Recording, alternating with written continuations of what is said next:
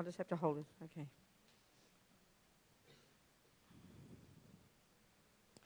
So we're going to listen to some more ideas, Buddha's views, Buddha's observations, Buddha's findings about reality, about the mind, which we are attempting ourselves to take into our mind and use as our interpretation of the world. Why? So we can accomplish what Buddha says we can, which is our happiness. And even why this? So we can help others. This is the point. This is what Buddha has found to be so.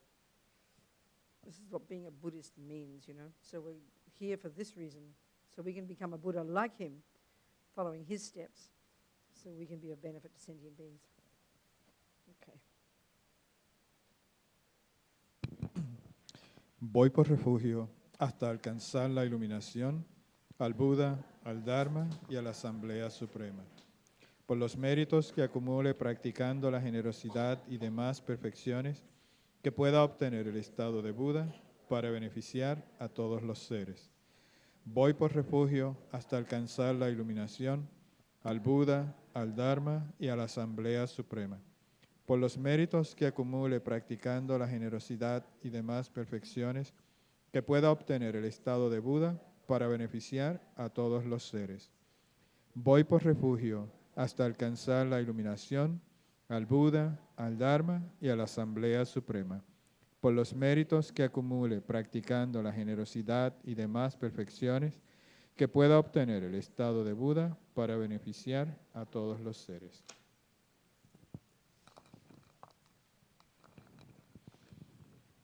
Esta tierra ungida con perfume y regada de flores, con el monte Meru, los 4 continentes, el sol y la luna, vista como una tierra pura de Budas, yo te ofrezco, que todos los seres puedan gozar de una tierra así. Oh sagrado y venerable Lama, desde las nubes de compasión que se forman en los cielos de tu sabiduría dharmakāyika, por favor, derrama una lluvia de Dharma vasto y profundo, de acuerdo precisamente con las necesidades de los que serán adiestrados. Idam Guru Rana Mandala Kaniryatayami.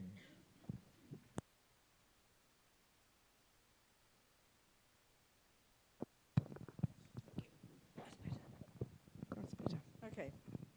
So I've just been thinking since we talked last night about all the vows and commitments and then looking at our own minds and seeing how we get so guilty so easily. We have all these, huh? What problem? He can't hear me.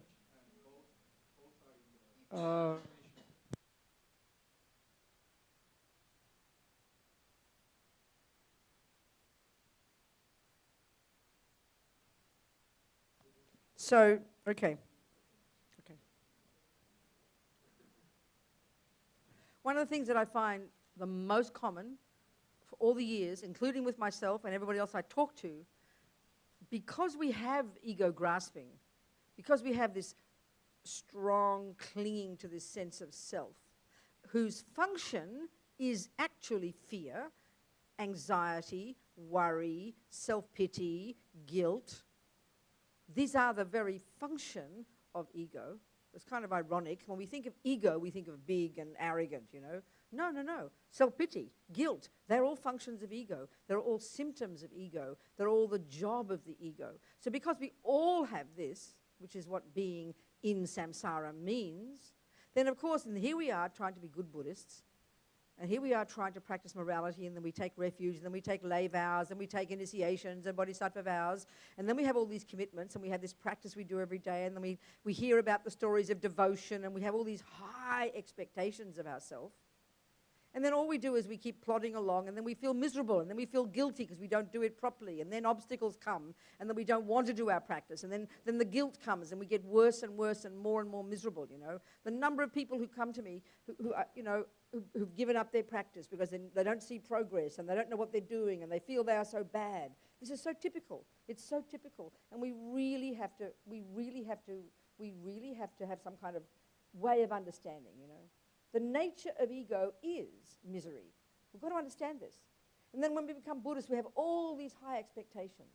You know, we have all these amazing examples in front of us of these lamas, His Holiness, Lama Zopa, Yangtze Rinpoche, all the holy gurus. And we look to them and we admire them and we aspire to become like them and we try to we try to be like them. And then all we do is we fall short. And then we become miserable. Then we get guilty. Then we get depressed. Then we get upset. Then we get angry with ourselves.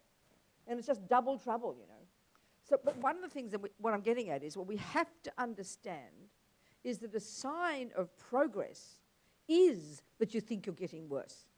They say even in the single-pointed concentration technique, the very first of the 9 stages of development, one of the signs of success at the first stage is you think your thoughts are increasing.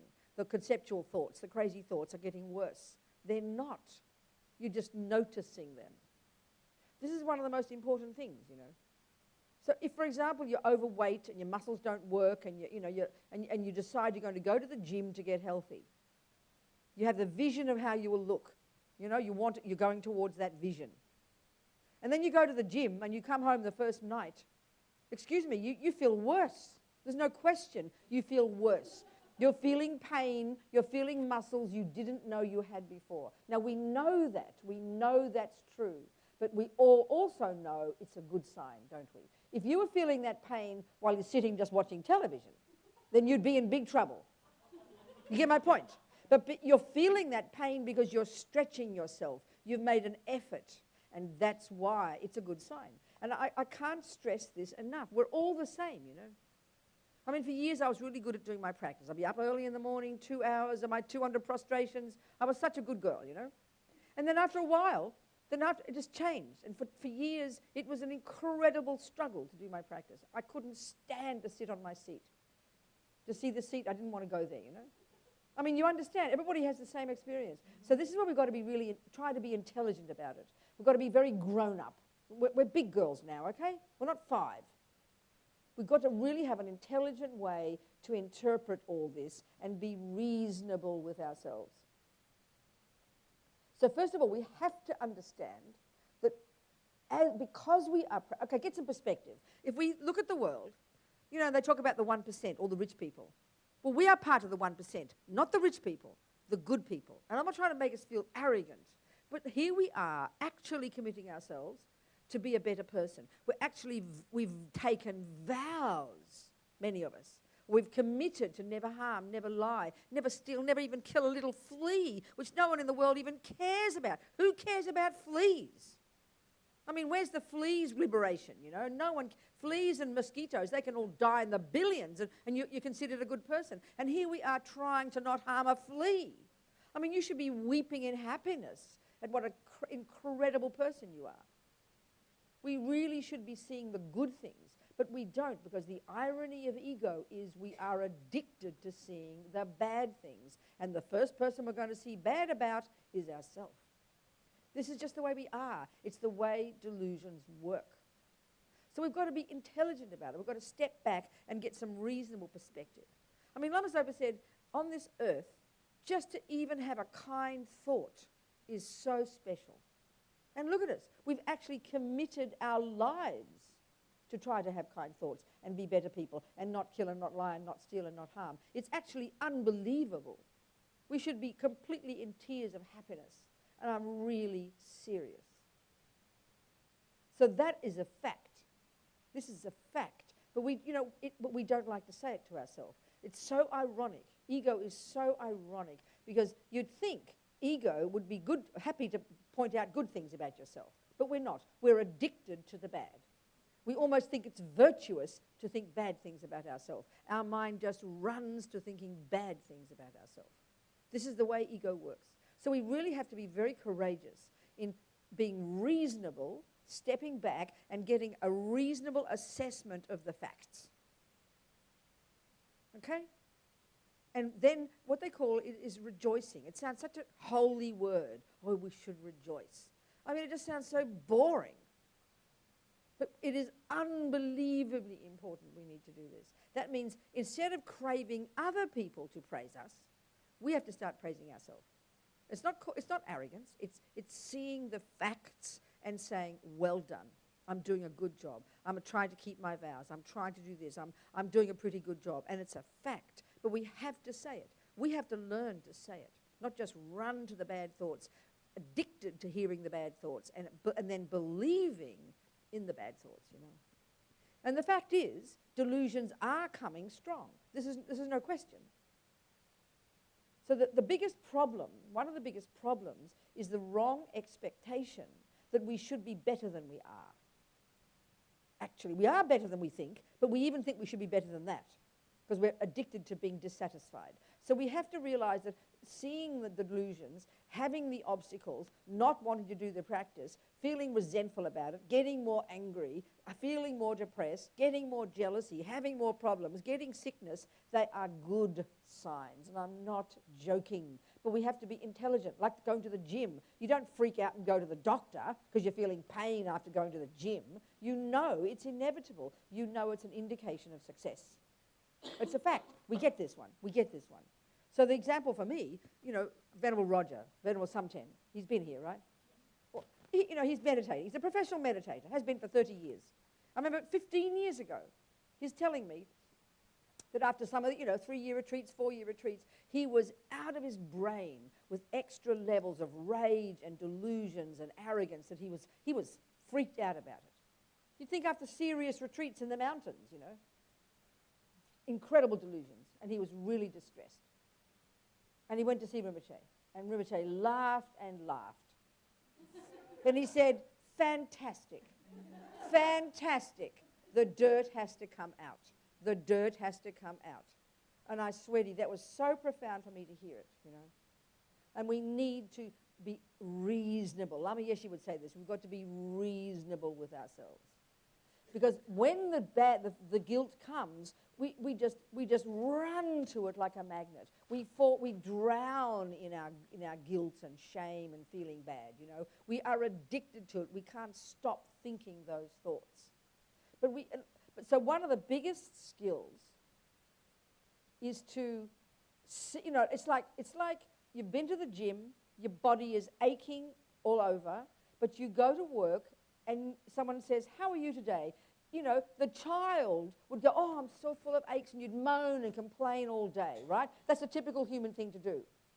But the adult thing to do would be say, I'm really well, how are you? And keep your pain to yourself. That's the grown-up, okay? Well, that's how we should be with our junk in our heads. Our heads, if we're really beginning to practice and get some reasonableness, which means having the courage to welcome the junk in our head. And I'm not joking here. Like you accept the pain. You even just to accept the junk in your head. Like you accept the pain because you know it's a good thing. But we so are used to vomiting everything out our mouth. We're not used to keeping it inside in a respectful way. We either suppress and don't even know we think something, or we blur out the mouth, Well, like I keep saying, we've got to grow up and be adult about it. And an adult is wise and more reasonable and observes the problems and sees the obstacles and hears the jealousy and looks at the depression, but you keep activating the better part of yourself, the virtue. The wise part of you interprets this. Okay, Rabina, this is a sign of success. Rinpoche said, the dirt's coming out. Aren't I pleased about this? The other part of you is not feeling so pleased, but the wise part of you is feeling pleased. And so you act according to the wise part. And you just keep moving, and you do your practice. You do your practice. If you have a connection with your Lama, don't ever cut that. This is the key to success.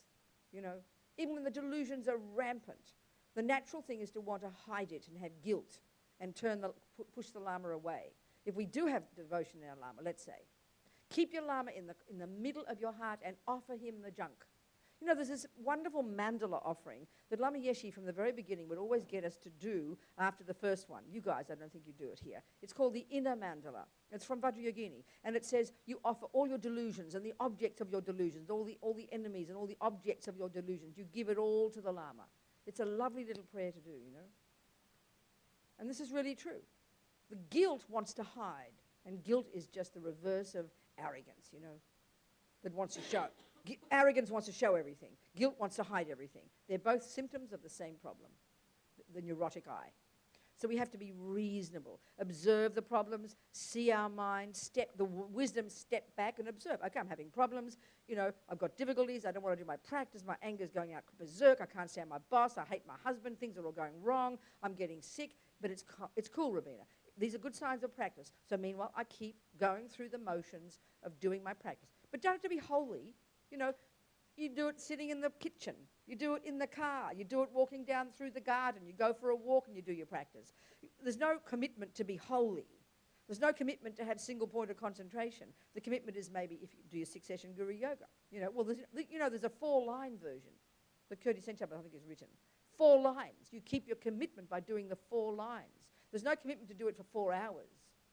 You can be very nice, but don't feel guilty because you can't. The thing is to keep the bare bones. Keep your contract with your Lama.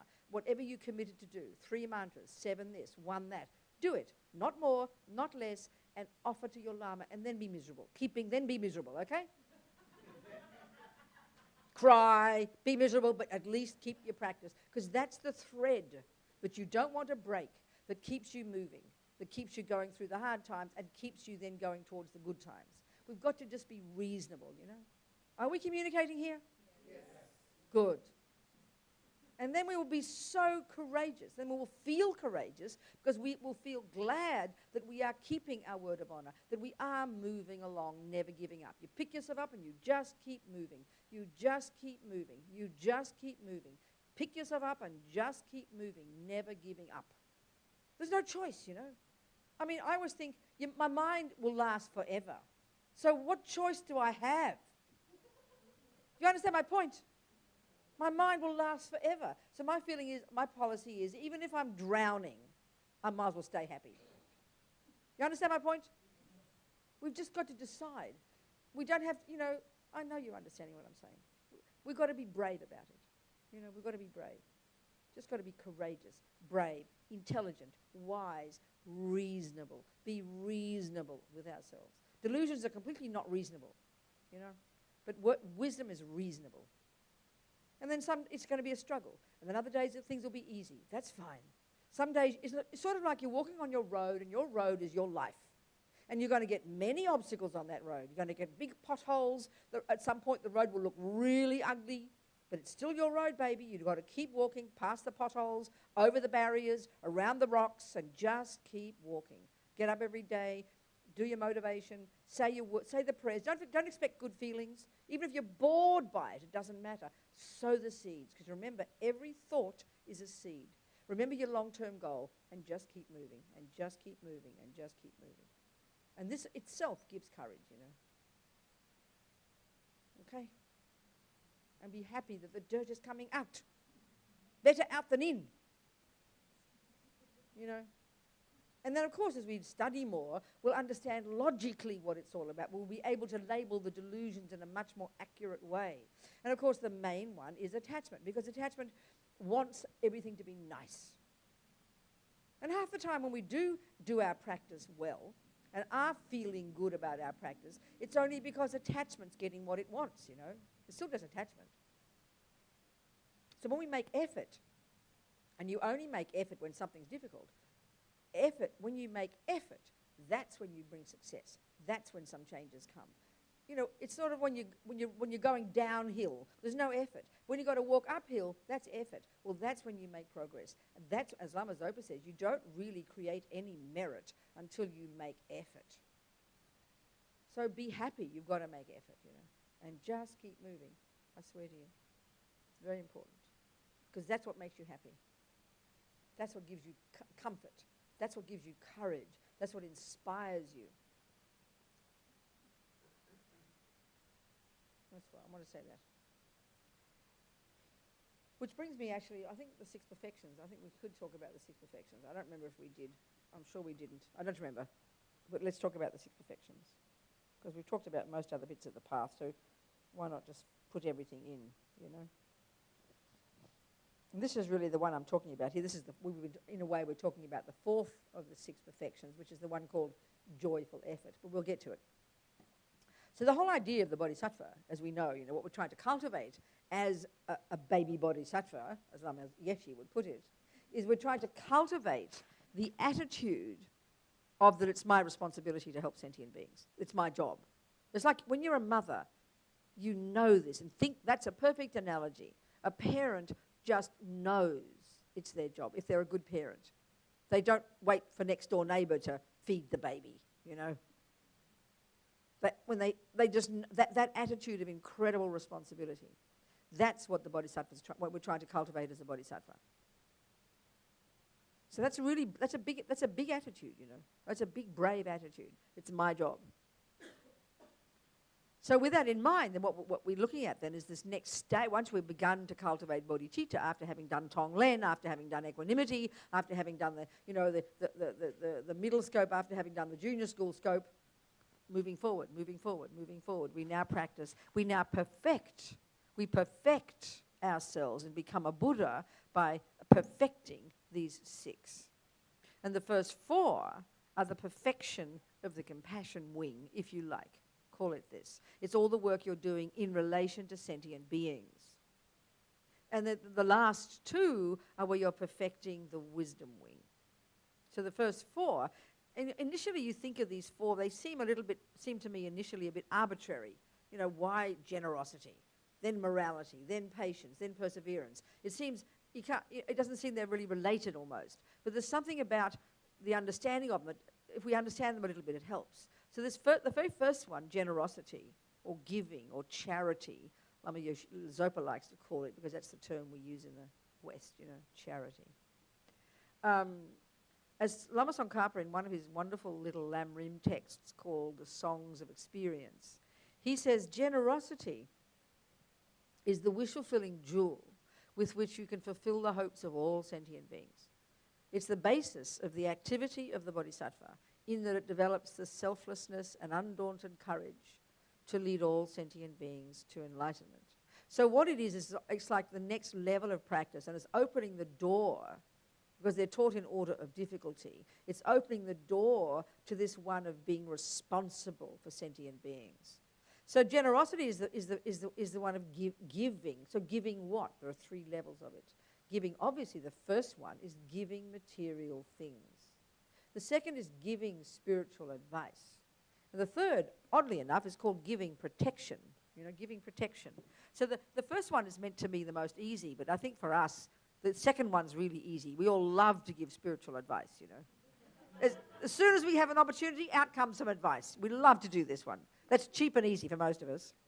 But the first one is not so easy, maybe. Generosity of things. So that gets us a bit confused sometimes, because first of all, most of us think we are poor, probably, relatively speaking.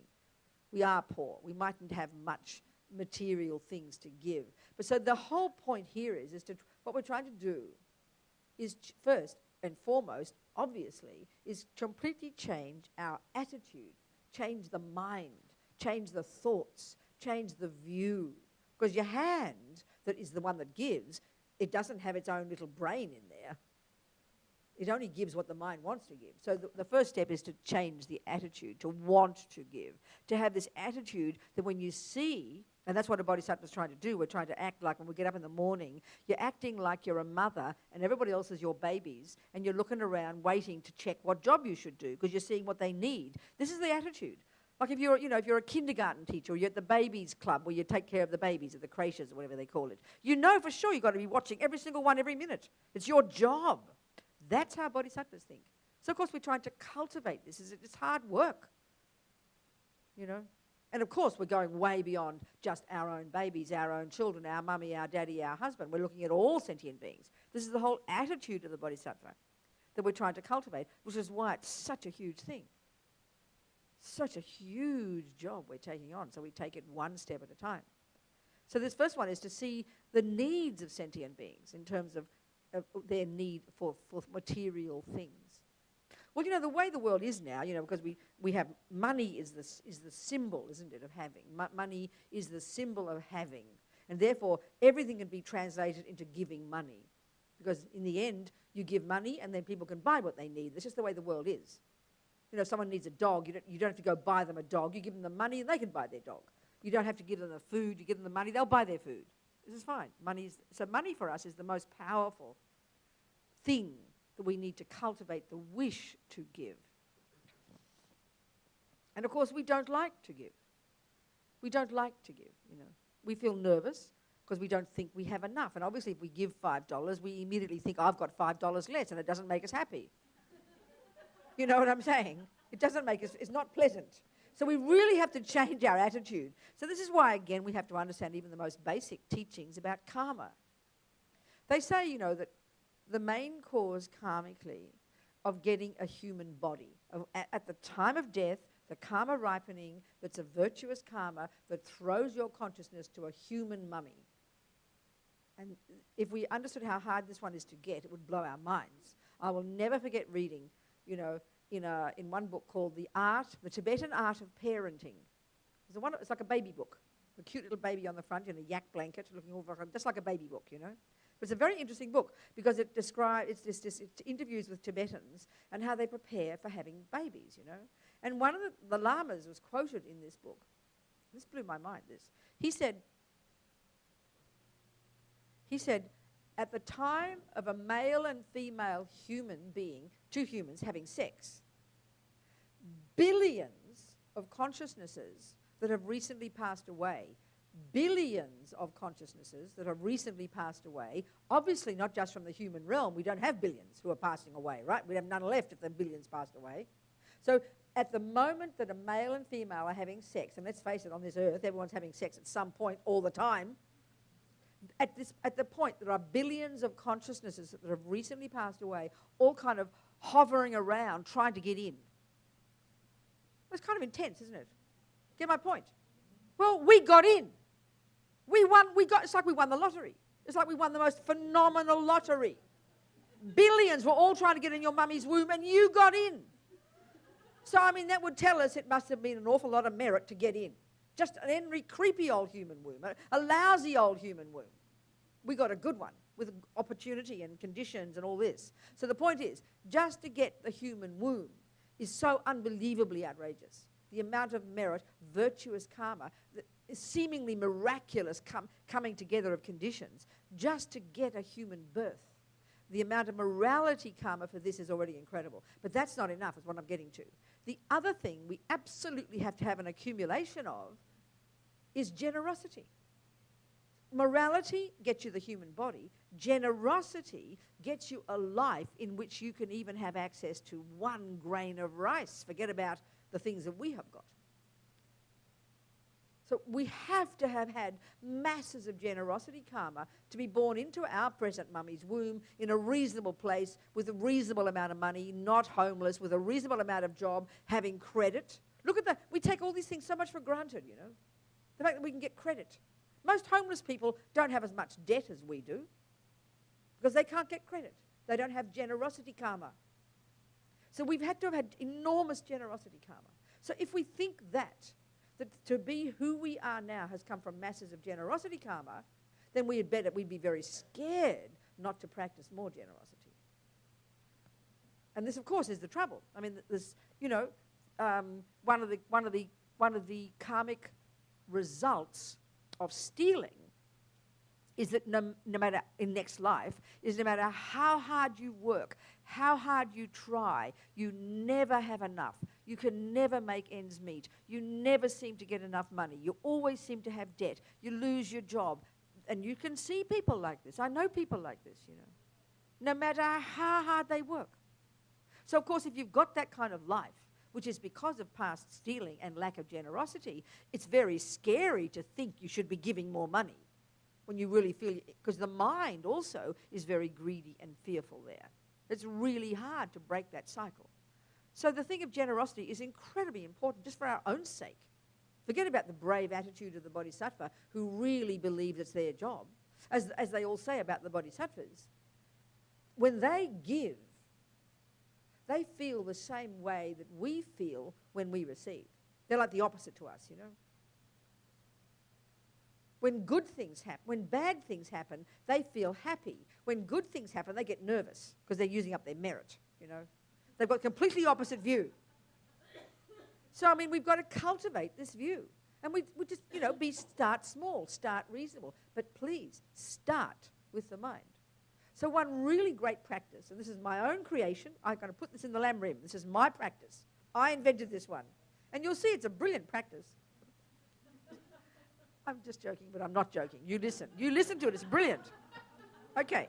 So in old-fashioned days, when you received money, you'd get an envelope in the mail, and you'd open it, and there'd be a check, right? And then when you receive bills, you get an envelope, and you open up, and there's a bill, yeah? Now, everybody in this room, when you open the check, you go, oh, great, look, $5. Even $5, you get excited, right? Yes? Is it true? And now look, hey, when you open the bill, how do you feel? Now, nobody ever would question that response, would they? Everybody would say, oh, that's normal. You'd be considered completely weird to get excited. Oh, wow, I'm so happy I got a bill. Oh, I can't wait to pay it. Quick, where's my checkbook? Do you understand? Yes. That's the attitude, okay? Start with that. Because the fact is, you've got to pay your bill anyway. So why be miserable? It's completely ridiculous. You've got to pay it no matter what. So please, you might as well have a happy mind. I mean, this is incredible. I'm not asking you to give another penny without having, this is just what you have to pay. It's an amazing practice, I tell you. It's miraculous. You've got to admit it's a good practice. Yeah? Okay, try it out. And I really mean it, because every month you have your bills.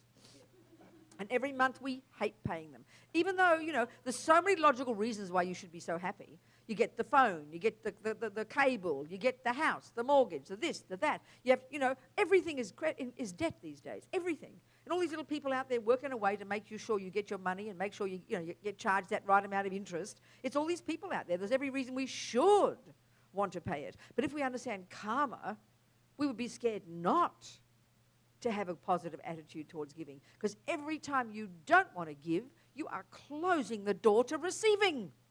Because your mind is the one that has to be generous. The mind is the one that's miserly. The giving of the money of the debt resentfully, you're not practicing generosity. But if you give it with a happy mind, you're practicing generosity when you pay your debt. I'm really serious. It's such a skillful attitude, Start with this. It's amazing. Because it loosens your heart. It loosens you. And actually what you're trying to cultivate is this genuine wish to give to sentient beings. Well, start with the debts you're supposed to pay, Then eventually you'll even be able to give people with a happy mind. So, of course, we do give these days, but mostly we only give to our friends.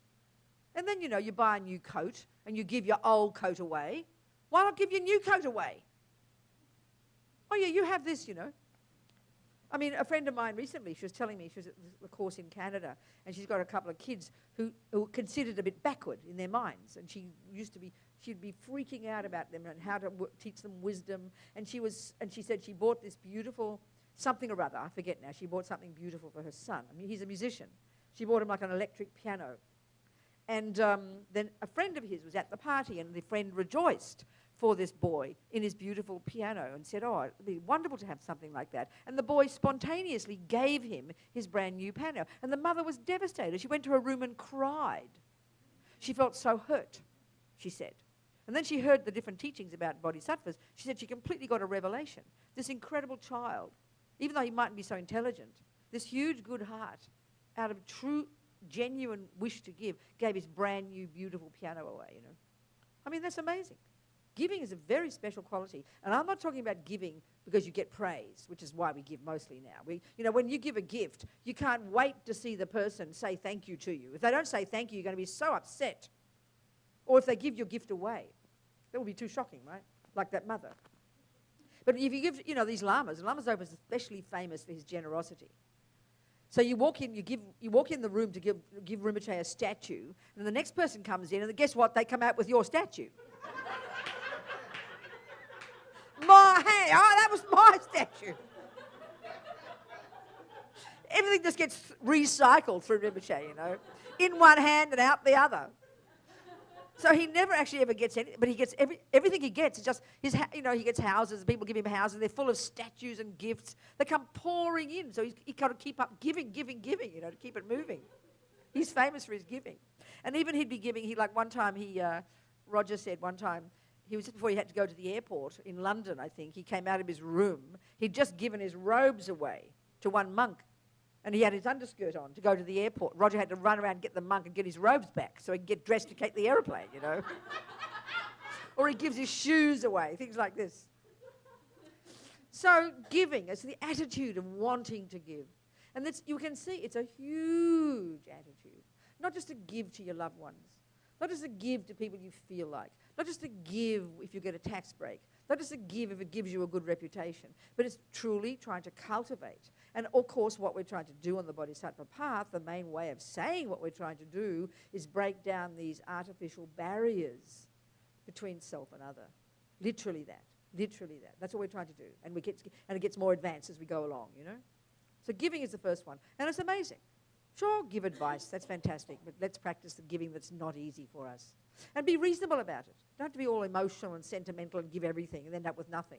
Give what you can, you know. I mean, do people all beg here? People beg when you walk around the streets? Yeah. Okay. I mean, probably you're mostly cynical about beggars. You don't like giving to beggars, right? Well, they're cheating, they use drugs, they're criminals, yeah, all that kind of thing. Well, it could be, but it's a very interesting practice, you know. It's a very interesting practice to really just have the point is, of course there are going to be people everywhere. In India, I mean, it's huge businesses, you know. But the point is, it's not a question of checking up on what they're going to do with your money. It's just trying to have the attitude of deciding you will give, regardless of what they do with it. It's a great practice from our side. It's not a question of where the money goes.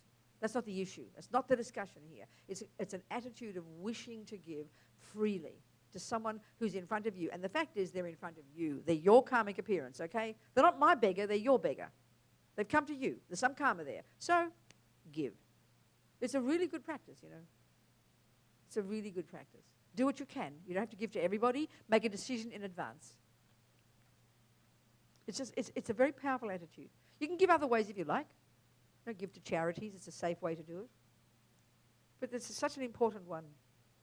The other practice, of course, is to, be like the Mormons and budget in. Have a line item in your budget. Generosity. 10% of your earning, you know. Something like that's incredible. Whereas we tend to say, well, once I've paid my rent and I've paid my mobile and I've paid my cable, I've paid this and paid that and paid this and paid that. If there's anything left, I'll give. Well, guaranteed there won't be anything left. So you've got to budget it in advance.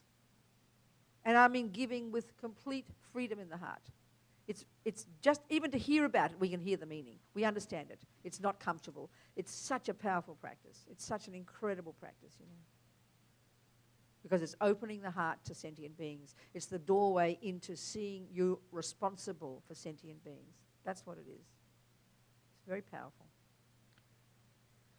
And the next one is called morality. Well, I mean, the whole practice is morality, isn't it, from day one? But there's three levels of morality. There's three levels. Mainly, there's the two, actually. There's the first level of morality is the morality of not harming sentient beings, the morality of not doing negative actions, which means not harming sentient beings, or the morality of restraint, refraining from harming. Then you've got the morality in the Bodhisattva path, which here, the morality of benefiting sentient beings, the morality of practicing virtue. So there's benefiting sentient beings, practicing virtue, and refraining from non-virtue. This is all together, the entire path. It's what it is, you know. So here, it's like generosity, but a next level. You're seeing it's your job to help people. So there's like a whole list in the Lam Rim. You help the poor, you help the sick, you help the old, you help the fearful, you help this, you help that. The people who need help. And so we don't have to walk around. We don't have to be like Mother Teresa. If you want to be like Mother Teresa, how amazing. But, the point of these practices is to keep our eyes open for people who need. Quietly, humbly, knowing it's your job. That's the attitude we're trying to cultivate, which is a big one. We know it's our job in our home, but when we go out in the street, we never think it's our job. This is the attitude. We're trying to carry that attitude of responsibility wherever we are. That's what we're trying to do as a bodhisattva. And of course, we have to practice it. If you never think it, it won't ever happen. This is what bodhisattva means, an attitude of responsibility. It's my job. It's my job.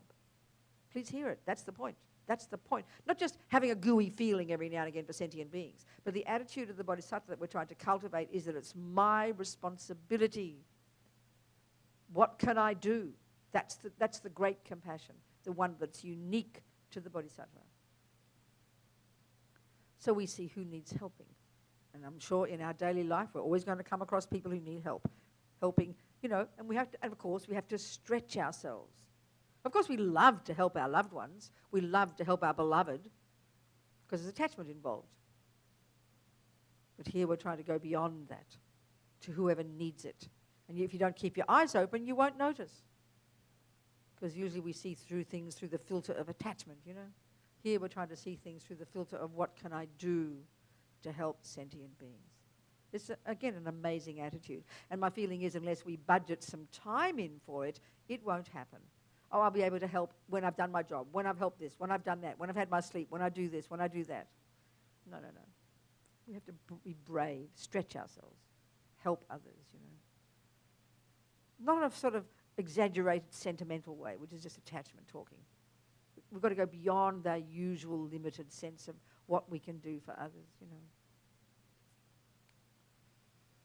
The next one's called patience, which seems an odd one to come next. Curious, you know. Why patience? It seems so strange. Well, patience is an amazingly powerful attitude. It's not at all what we think. We tend to think of patience as, you know, like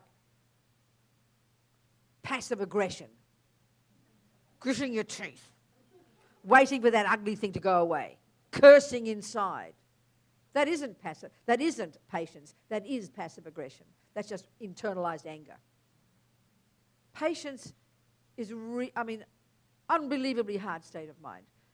And the more we understand attachment, the more we can understand aversion or anger, which is the opposite to patience, which is meaning, therefore, the more we'll understand patience. So it really takes time. And the understanding of attachment, I know for myself, being a person for whom anger was very easy. In my life, it was like my middle name. I couldn't conceive of not having anger. And of course, I'd praise myself for having the courage to say what I felt, you know, that kind of thing. And you can see there's a good side to it as well. Of course there is, not to anger, but to saying whatever. It's whatever. So the point is though, you know, it took me years to see how anger was the response to when attachment didn't get what it wanted. When we see this, that, in other words, I didn't really see attachment until my anger began to calm down. Are you understanding my point? When anger's the one that's so prevalent, that's the one you notice. That's the one you notice. You don't notice that I want something to be the way I want it, which is why you get angry, because you don't get what you want. That's what anger is. That's what anger is, you know. So it took years of hard work, and I remember almost the first moment when I began to realize it wasn't my true nature. It took a long time, believe me. It was like a miracle. This one day, I remember something seemed to have cracked finally, and I realized it wasn't who I really am. All those years, I really felt it was my nature. You understand what I'm saying? Whatever our delusions are, that's how we are, you know? So we've got to be patient with it. Just keep moving with it. So patience is this really brave attitude.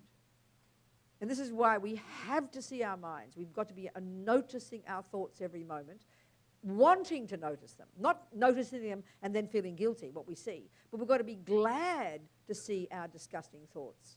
This is the attitude, talking back at the beginning, this is the attitude we really need. Like glad about that pain when you go to the gym because you know it's a good sign. Or like glad when one of my sisters in Melbourne went to see the doctor, and she has very pale skin, and she has a tendency to get skin cancers. And so she's always checking, you know. So this one time she just went for some other reason, and they happened to find some little growth on her leg. And she said if she'd been a month later, she would have died. So she was shocked to find a melanoma, but look how happy she was. She found it in time. That's the kind of attitude we should have towards seeing our shitty minds. Excuse me, okay? And that's back to number one when we first began talking. We need to be glad to see the rubbish. That's the adult in us. The wisdom in us is seeing, oh my God, a whole new level of attachment. I can't believe myself, you know. But aren't I glad to see it? Because if you can't see it, how can you change it? This is the attitude to our bad side, you know. So anyway, the anger one,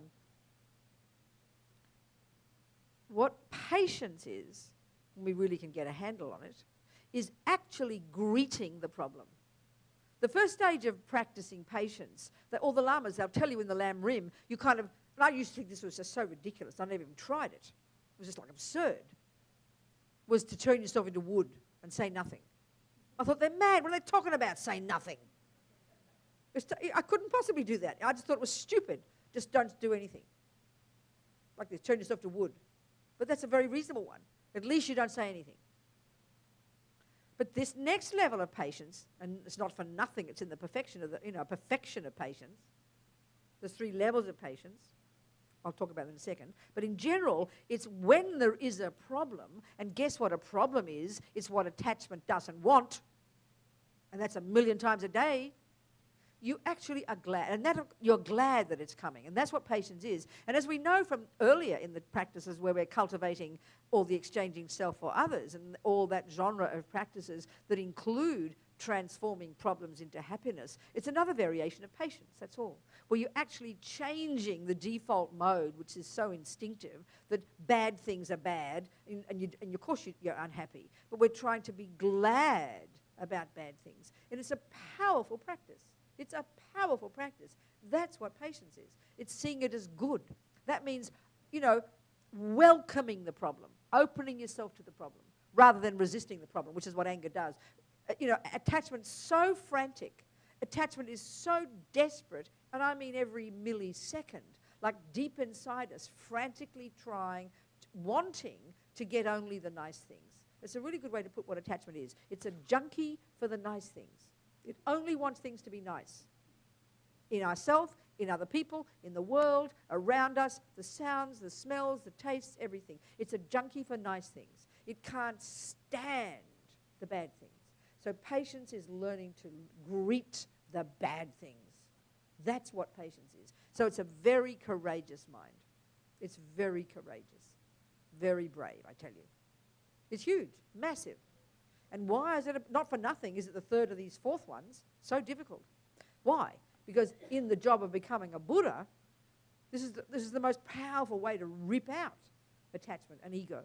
So the 3 levels of patience, the first one is patience, and listen to this, it sounds so shocking, patience in the face of abuse. They're not wishy-washy about it, Not like just bad words, abuse, okay? When people are mean to you. Someone says unkind words. Someone, blasts their horn at you at the road and curses you. So your husband's unkind. The kid is rude to you. Your boss is mean. I mean, every day we get something.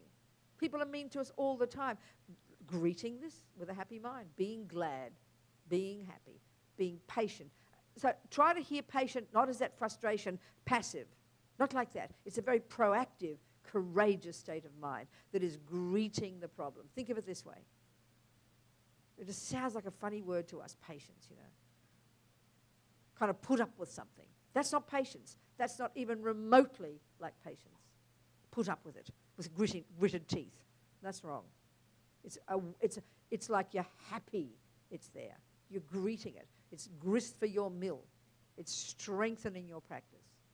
The second one is patience in the face of problems, obstacles, sickness and things. And that's pretty intense. And the third one is patience in the obstacles in your practice. And that means your own problems, your own delusions, your sickness, your dramas, your unhappiness, the obstacles coming, the arrogance coming like Roger, That's patience in the face of those things. Just keep moving. Just keep moving. Just keep moving. Welcoming the problems. Not being scared of the problems. Not being frightened. Which is what anger is. A lot of fear in it.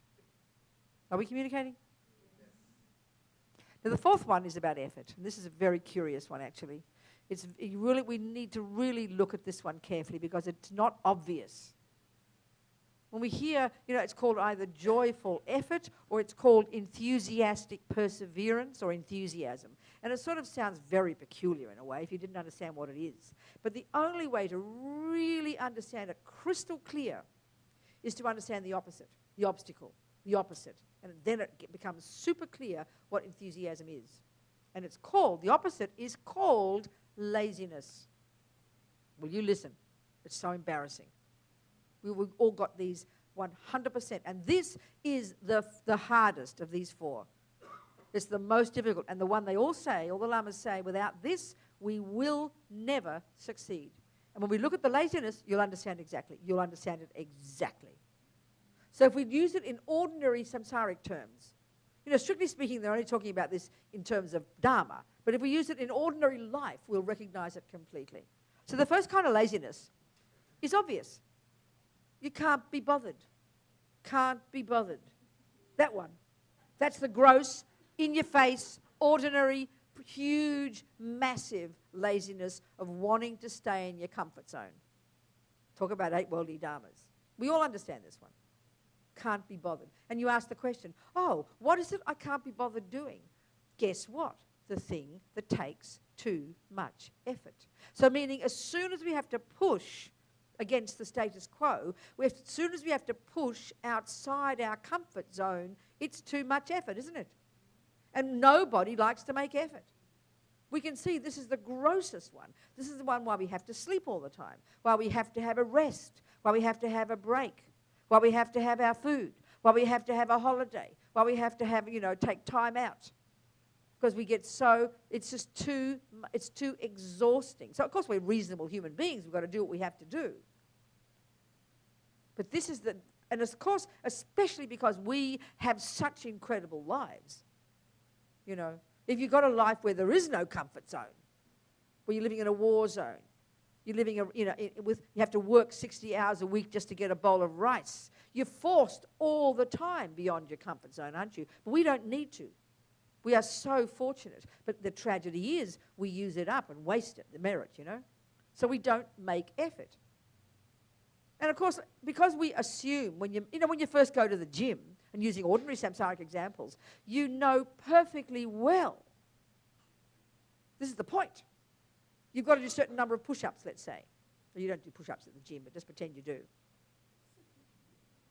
And you start doing the push-ups, and then look what happens. As soon as it starts getting difficult, if you stop right there, and then you said to yourself, oh, I did my push-ups today. Well, you didn't actually, did you? Because nothing in your body will change until it hurts, right? It's got to hurt, doesn't it? And that means that's what effort is. That moment when it hurts, what effort is, you go one step further. That's what making effort means. And then that's what will make changes, isn't it? That's what will make changes. That's how your body will start to change. Your muscle will start to get fit. If you want to go on a diet, you've got to make effort. You can't do it any other way. There's got to be effort. It's got to hurt. And what does hurt mean is attachment isn't getting what it wants. Because what runs our lives is this junky attachment to live in its comfort zone, which is the first level of the 8 worldly dharmas. Feeling good. Are you hearing me, people? We hear it. It's very painful to hear it. So the second kind of laziness, this is embarrassing. It's called, oh, I'm too busy, I'll do it later. And we call it procrastination. And this one, oh, it's so wicked, this one. You listen to it. So what is the thing you're too busy to do that you'll do later? The thing that takes too much effort. But this is extra problem because you lie to yourself. It's this propaganda of the ego. And it happens so quickly, within a millisecond. You think of the job you're supposed to do, and then within a millionth of a second, you've already saying to yourself, oh, no, I can't stand the thought of that, doing that job. Oh, but I'm too busy, I'll do it later. And you kind of make yourself feel better. And you know you won't do it later. And that's when this terrible conflict comes. When all our lives, we put off doing the things we want to do, right? And then all the guilt on top of this, and then suddenly we get to old age and we didn't achieve 90% of what we wanted to achieve in our life because we put it off. This is the suffering of the world, I promise you. This is the one. Because we are addicted to our comfort zone. As long as it feels good, we're happy to do it. No effort. In my life, in my job, because I work for my lamas, they're also my bosses, okay? So I work for them, okay? So they're my bosses. So all my jobs, the jobs I have in my daily life, they're so-called Dharma jobs. So by hearing the teachings, we all know that if the object, the power of the object, so if the power of the object, in my case, it's the Lama, the Guru, the Dharma centers. So I'm very fortunate that the power of the object of my practices makes me create merit easily. You understand what I'm saying? Aren't I lucky? But listen, there are some jobs I have on my computer, in my folders there, I see them right now, I don't like doing them. And I see it every day in my mind. Every day I see it in my mind. I should put time to do those jobs. And they're all there. They're like a burden on my back, you know. And then within a millisecond, I'm rushing to feeling all holy and good, and I rush off and do the other job, which is also holy, but which I prefer to do. Do you understand what I'm saying? We live our lives like this. We live our lives like this. And this is worse than the first one because we lie to ourselves. We call it being too busy. And we really think it's true. So the thing that's missing, all the Lamas say, and it's such a sensible thing, we look at it in ordinary life, it makes sense, that the only reason you're going to do anything is if you know the benefit, if you got the benefit, you know the end result. You've got clear about the end result. So, you know, this was a bit cruel of me one time. A friend of mine who's busy with her life and her kids, and she lives 40 kilometres from the centre and all that kind of thing, you know, and always says, I must come to the teachings, but always says, oh, I'm far too busy. And we're discussing how our minds are. And then I said, well, if you had to go to the centre to pick up $500, would you go? Of course, she was embarrassed, but she said, of course I would. She'd put the kids in the back seat, she'd find someone to take care of the kids, and she'd be all perky and enthusiastic, and she would find the time to go to the centre for half an hour to get $500. Of course she would. Why? It's not being moralistic now, because we know the benefit of $500. Even if you're rich, you know the benefit of $500. You understand my point?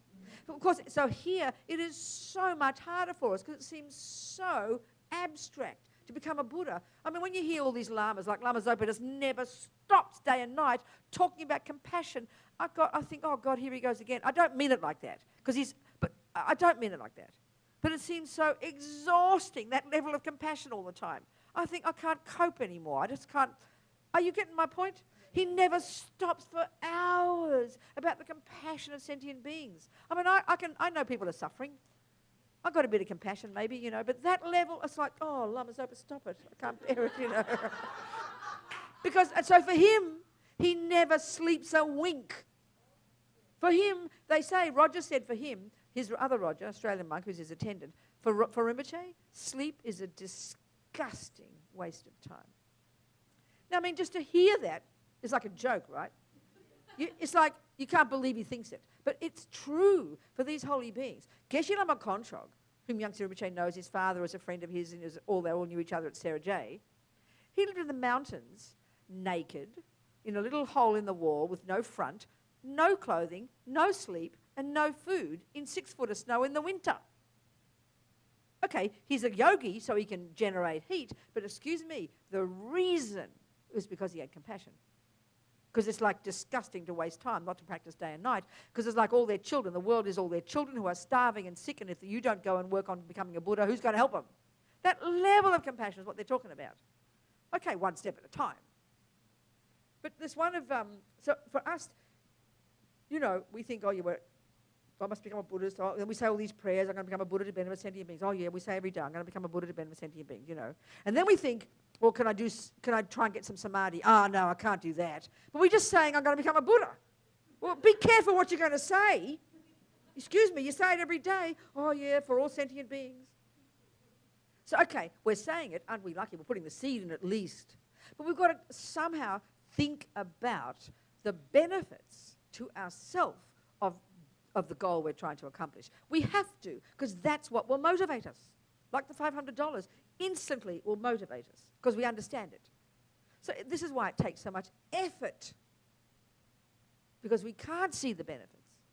So then, of course, if we think the benefit will be, I will feel better soon, then we'll get all excited waiting to feel better, and then you end up feeling like Roger after a few years of retreat, feeling worse and going crazy. So, you know, we can't win. So we've got to really have a clear long-term view. And that's why we've got to be logical about it and think reasonably about it and understand that sowing the seeds, be happy you're sowing the seeds. And we just got to keep moving with kind of developing slowly this enthusiasm, because it's a long term. As His Holiness says, bodhisattvas think in terms of eons, you know. It's an enormously difficult one, incredibly difficult, to think of the benefits to yourself of your practice. We know we want to be happier. We know we want to be less jealous and less depressed. We do know it, but then to think of doing my practice every day because I'll get less depressed, you can't see the relationship between it. Because why? Because of the inertia of the attachment to comfort. This is the one here. This is not attachment to reputation. This is not attachment to what people think. This is not attachment to hearing nice sounds. This is attachment to comfort. This is the word of the 8 Bodhidharmas. This is the one that prevents us from making effort, from stretching ourselves. It's a really tough one. And it's not the worst yet. The third one is even worse. And it doesn't even sound like laziness. This third one goes, nah, I can't do that. Impossible, I can't achieve that. No, that's not possible, I can't do that. And I think to understand this in ordinary life, we see it in ordinary life. And a great example, okay, this is just ordinary life, but it's an analogy, because we're talking Dharma here, of course.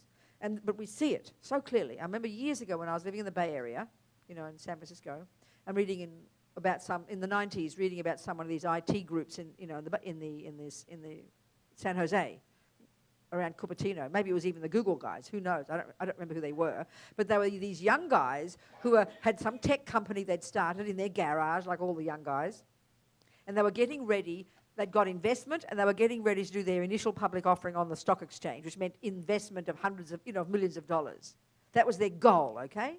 So they got their goal super clear, and that's the aim of these groups. You understand that? You're going to do your IPO. So, you listen, and that's right, three of them or something, and I remember reading, I forget the details exactly, that they worked to get ready for their IPO, they worked for something like 6 months, 7 days a week, 18 hours a day.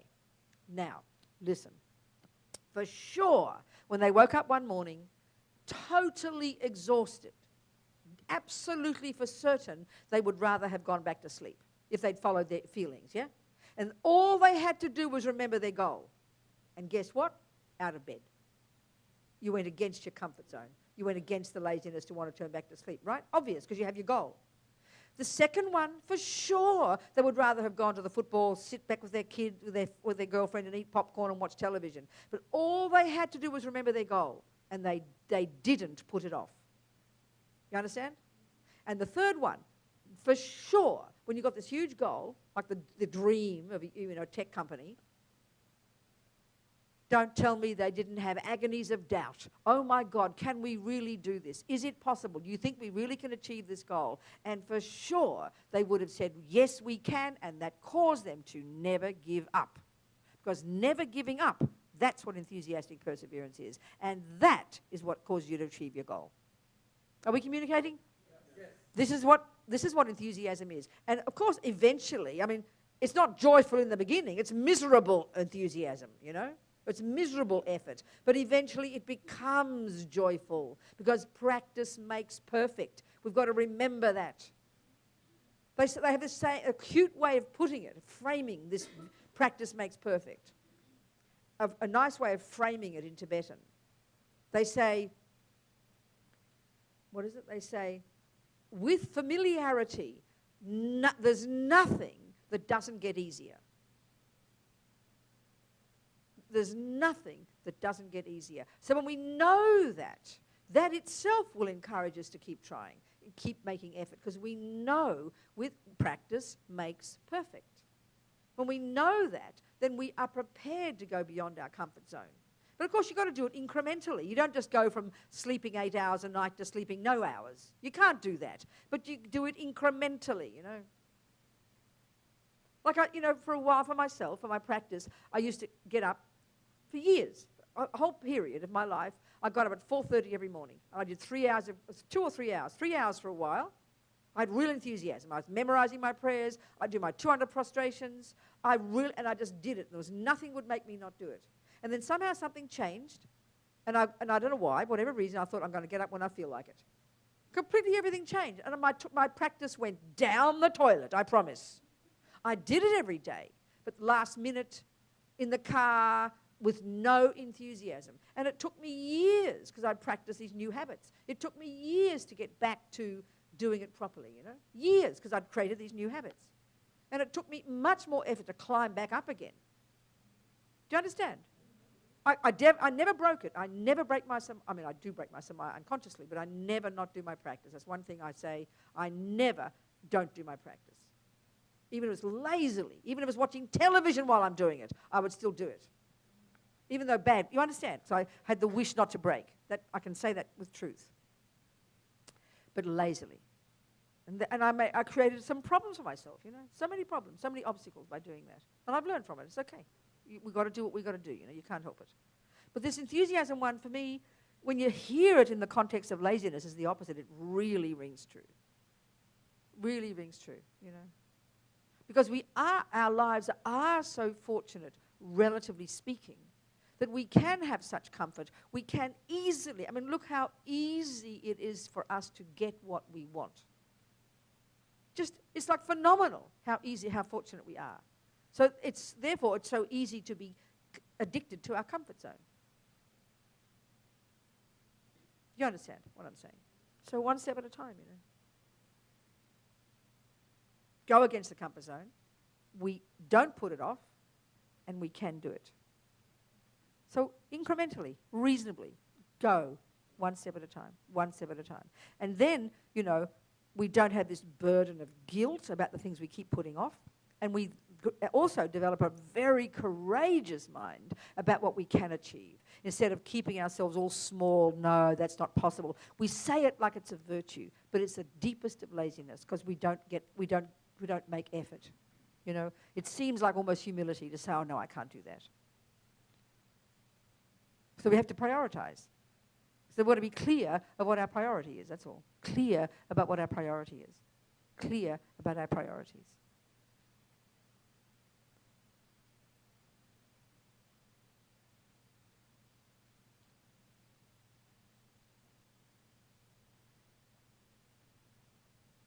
I remember, reading, I told you this, heard about in London, some Australian nurse who worked with dying people. And she wrote a book. She'd interviewed dying people, and she wrote a book called The 5 Greatest Regrets of the Dying. And this is linked to what we're saying. There's variations to the approach to it. But she said the greatest regret was not doing what I really wanted to do, not following my heart.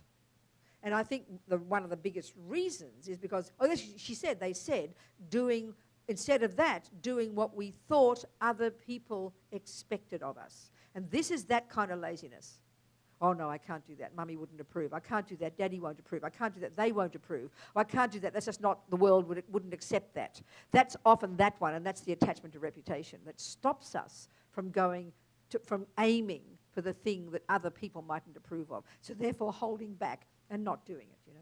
That was the greatest regret, not walking up Mount Everest.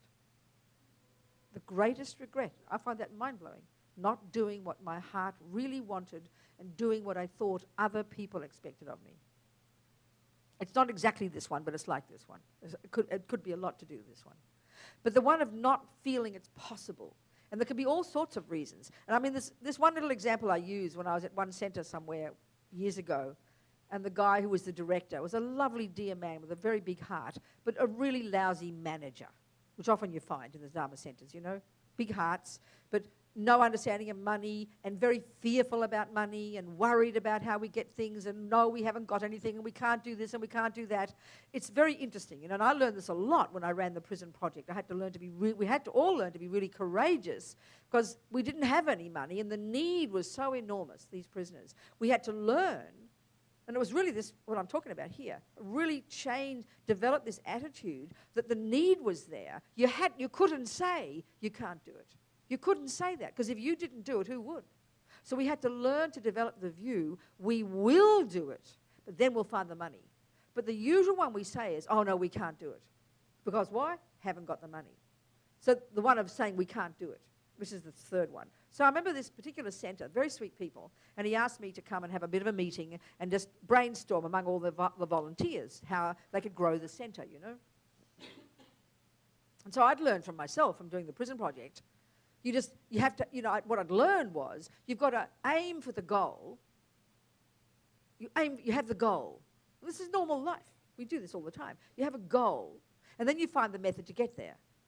So what we tend to do is, you see the goal, you go, oh no, I can't do that. Too much. No, because all you can do is see the obstacles. You can't see the way to achieve that goal. So that's where we say, no, not possible, can't do it. So we stay quiet. We stay in our comfort zone. So this center, I said, okay, and I wrote down, this is what I'd learned, 2 headings, expenses and income. I said, let's play with some ideas and come up with a plan for the center for a year. So I put down, let's play some ideas. So I said, I looked at the director and I pointed to his altar because he didn't have a statue. And I said, would you like a beautiful new statue for your altar? And he said, oh no, Rabina, I can't have that. I haven't got any money. No, we can't do that. And I said, but would you like a new statue? No, Rabina, you didn't hear me. We haven't got the money. We can't. No.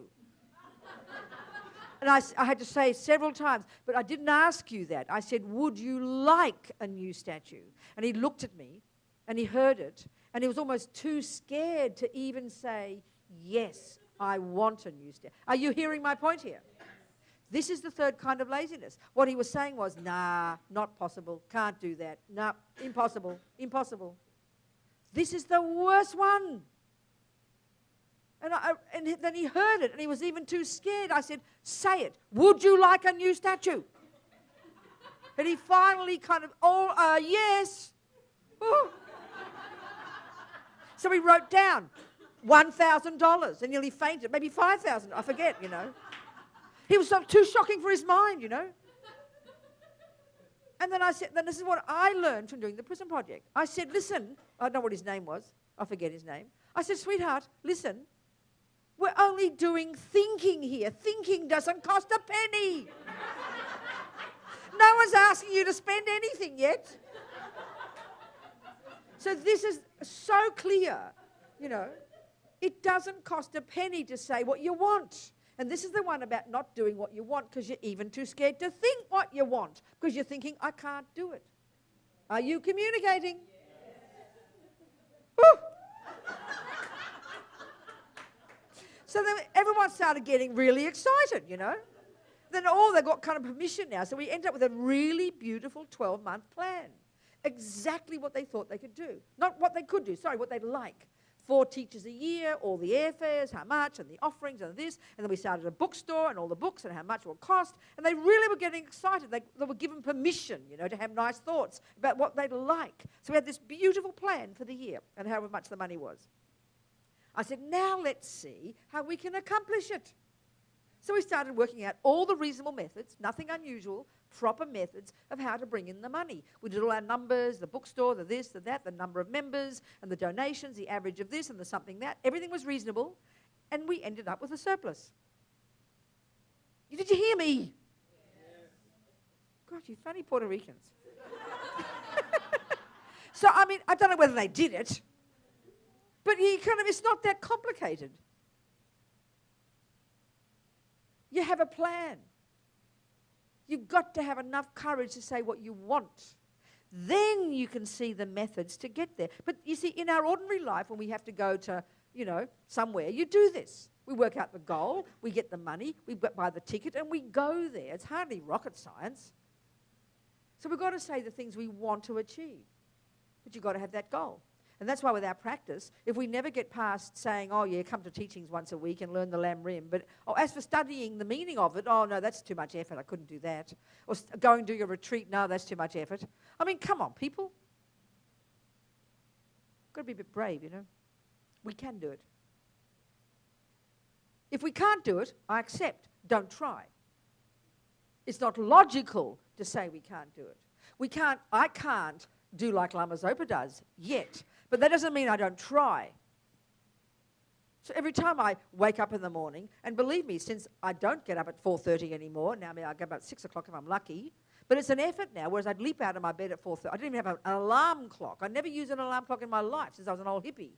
I wanted to be up at 3.5 minutes past 3. I'd wake up all perky, Hop out of bed.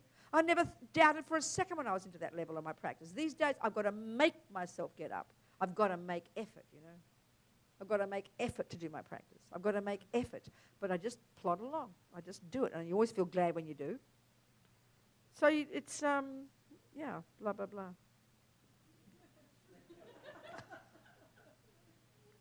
and stay perky. You know the word perky? Okay, I figure that's my policy. Even if you're drowning, you might as well stay perky. Okay, any questions, people?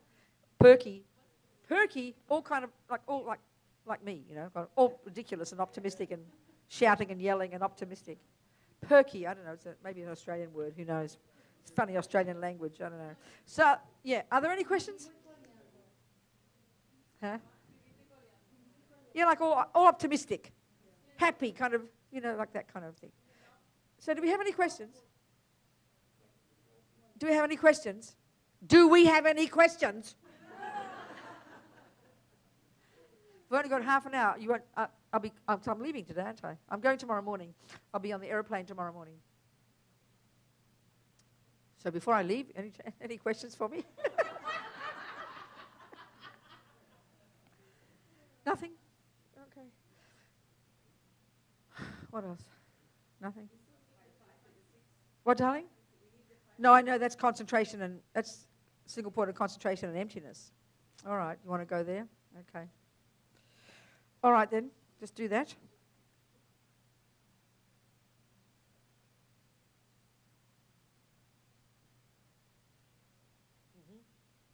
So the next two are in your meditation. These two, you're bopping around in relation to sentient beings, life after life, practicing these four, perfecting these four.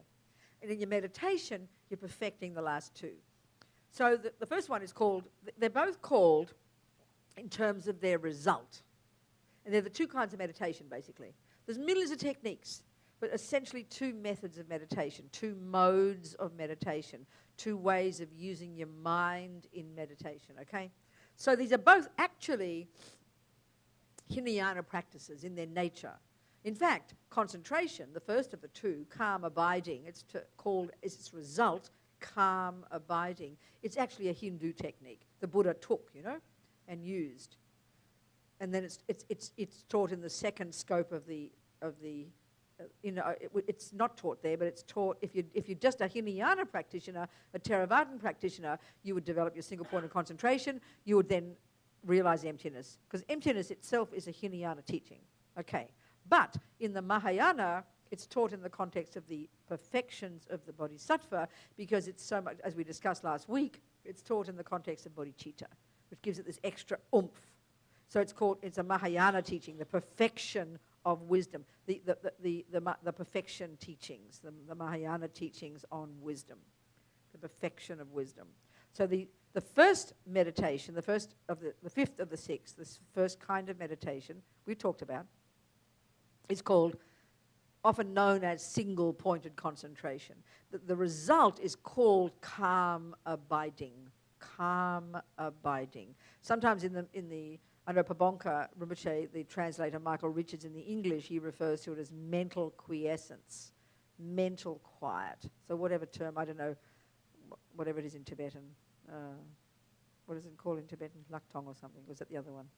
That's the other one. Whatever. Shamatha, yeah, that's right. That's the Sanskrit, isn't it? So Shine in Tibetan, that's right. So Shine, that's right. Calm abiding. So the second one generally is called Vipassana, which is insight. But it's called special insight because the special refers to insight into emptiness. Insight in general, there's insight into karma, insight into impermanence, insight into all the stages of the path. But here it's called special insight because it's insight into emptiness. And so it's the union of these two, as they say, the union of calm abiding and special insight. The bringing of these two together. And then the perfecting of the realization of emptiness. And this combined with the first four is the six perfections of the Bodhisattva, and that is Buddhahood. The perfection of these is all Buddhahood. So, okay. So the first kind of meditation, like we've talked, it's really good, again, to be very clear about the meaning of this word meditate. We have so many ideas in our minds, and of course in the world there are many different interpretations of this word. But the word in Tibetan is really clear, okay? It's the verb to familiarize, the word gom. It means the verb to familiarize. And that's even as a simpler word is to learn, actually. So the meaning of it is that, the meaning. So the meaning of meditation here, or familiarize, so you ask the question, well, what am I familiarizing with what? Well, obviously, what does meditation is the mind. So therefore the question has to be, what do I have to familiarize my mind with? Well, two things. That which is true, reality, as they put it in Buddhism, reality, how things exist, that which is true, that which is real, that which exists. There's different ways of saying the same thing. One has to familiarize one's mind with that which is true, and one has to familiarize one's mind with that which is virtuous, that which is positive. The implication being that right now our minds are thoroughly familiar with that which is not true and that which is non-virtuous. And that's what being in samsara means. This is one way, essentially, of saying what you're doing as a Buddhist.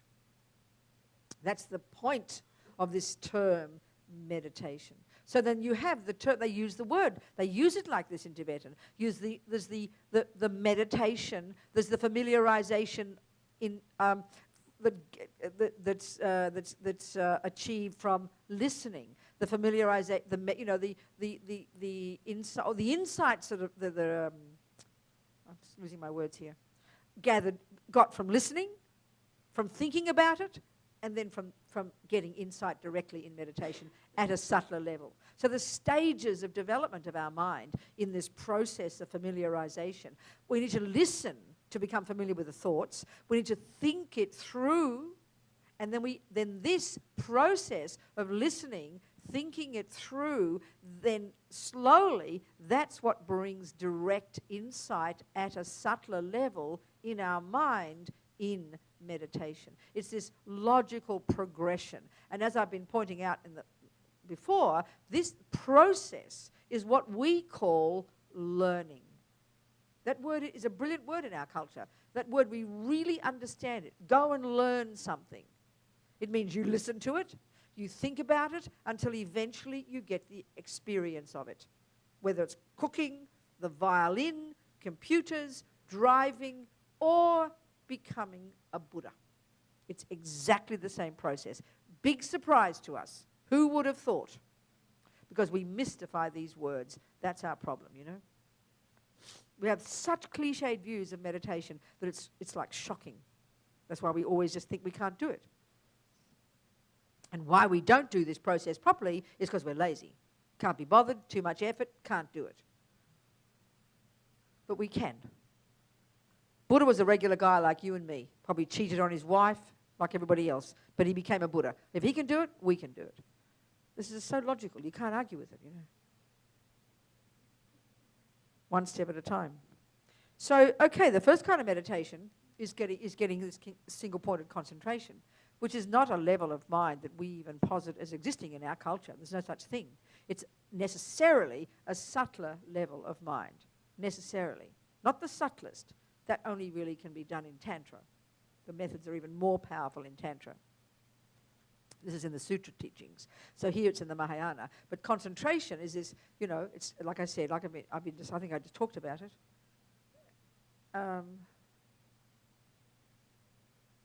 Actually, let's just, for the sake of it, did I do this already? Did I read out the 9 stages one time? I didn't, did I? No, okay. Okay, let's do that. No. No, okay, let's read it out, because it's really good to sow the seeds in our mind to hear. Let's do from Liberation in the Palm of Your Hand.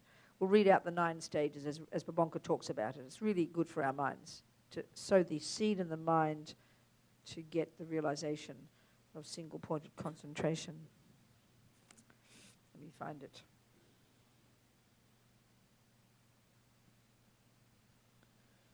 Where is it?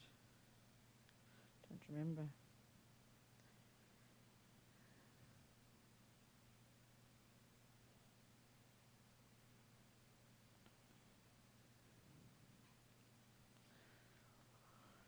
How to train. There we go. There it is. Oh, that can't be the right one. No, that's wrong. It's silly. That's in the contents. Here it is. Okay. How to train in the very essence of concentration.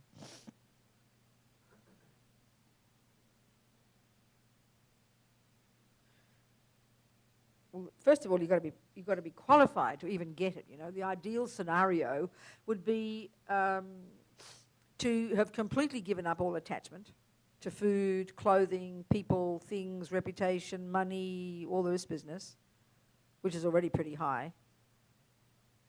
To completely just, relax in terms of the world's demands, be a very content mind, harness the crazy energy of this deluded mind of ours. Already to be qualified to really get it. When you're really qualified, Bobonka Rinpoche says you can get it in 6 months. So it shows to even get to that point, you've got to have almost realizations. So another way of presenting this is in this one packaging of teachings that's called the three higher trainings. The third one is the realization of wisdom, of emptiness. To get that, you've got to have the second, which is single point of concentration, calm abiding. But to get that, you've got to have the first, which is the practice of morality, which is the harnessing of our body, speech, and mind, which is all the first stages of practice. Abiding by the laws of karma, doing purification, giving up attachment, giving up the neuroses. So already highly developed to be ready to go to the mountains to get single point of concentration. You've got to have a conducive place, and they all say the very best place to meditate is where it's been blessed by the presence of other meditators. That would be the ideal, It needs to be quiet. You need to have good friends who can take care of you. I mean, we're all not like Geshe Lama Kontrok who can live on the air, He was able to eat the air, basically. So, anyway, here we go. Let's read the 9 points, so we put the imprints into our mind. You've got to have few wants, you've got to be content, have pure morality, abandon all the demands of society, be happy with any food that you're given. It doesn't matter what, eat anything. So here we go, the 9 stages. Well, a little bit more about it first. Okay, just generally speaking, we can see, can't we, the two main obstacles to the achievement of single point of concentration are the tendencies of our mind, which we're totally familiar with, to either be completely overexcited, never stopping, blah, blah, blah, which we're so familiar with, isn't it? Or for the mind to be dull. So you get this stream of dullness, and that's sleep, isn't it? You sit down, and within it you're asleep, That's one extreme. The other extreme is your mind never stops. So it's almost like we've got these two options and we don't know any other way. We're constantly struggling. What you're doing in this single point of concentration, almost you could say, and when you hear what he's saying, you'll see it. What you're doing is you're bringing the mind from the excitement and you're bringing the mind away from the dullness to almost find this invisible place. And for us, it is invisible. In between there somewhere where you've got, and this is my way of putting it, okay? Because the qualities you need when you've got concentration are the mind has to be absolutely still. Now you look, when our mind is still, basically that's sleep, isn't it? You understand? Or when you're dull. Many people can sit very easily and quite comfortably and they can feel very nice. And people mistake that for concentration. But that's called dullness. And it's just ignorance. It's not meditation at all. That's actually that's relaxation. So don't mix relaxation with concentration. They're completely different techniques. We really do need relaxation. It's wonderful but don't sit up there looking holy. Please lie down if you're going to relax. It's fine to relax. We need to relax. It's a really good thing to do. But concentration demands incredible alertness, incredible sharpness, because the mind so easily can sink into the dull. That's not concentration. That is not meditation. It's really important to know that. So our mind, like I'm saying, will either go dull or we go berserk, So it's almost as if, you think about it, when the mind is really busy, it's very sharp as well. There's something very sharp about it. You got my point here? Kind of very clear and bright and sharp.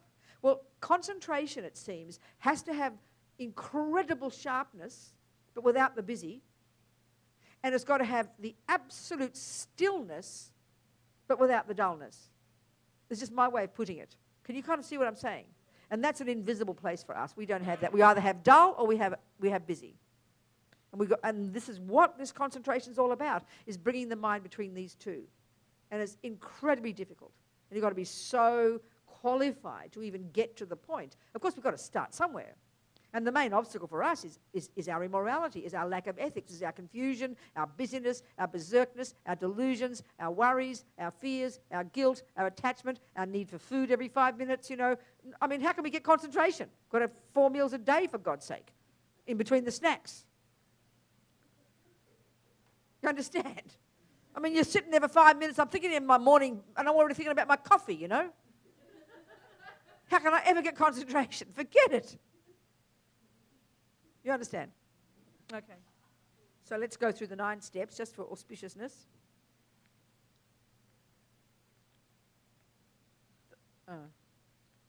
Here we go.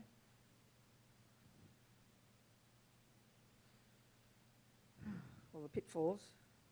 Where is it? Here we go. The first one's called fixing the mind. Fixing, you know, on the thing. So this is achieved by the power of studying the instructions on visualization. The object of meditation here that's typical in this tradition, the Vajrayana tradition, is the visualization of the Buddha, not the breath. And anyway, eventually you need an internal object. An external object is the breath. It's external, it's physical. Because at some point you go beyond the breath.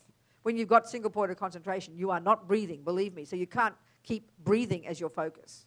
That's an external object. It's very gross. Start with it, it's okay. But eventually you need an internal object.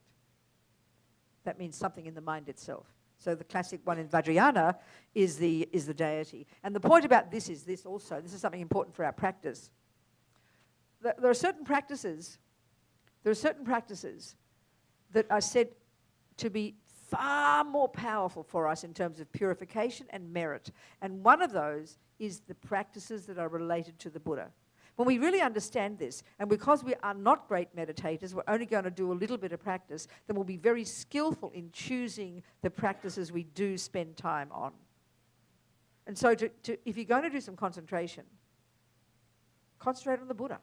The infinite virtue of this, the purification to your mind is inconceivable, you know. So much more powerful. Of course, do other things first. You want to do the sensations of your body or your breath, start with that. But eventually graduate to thinking, visualizing the Buddha. Incredible power, just even saying the word Buddha.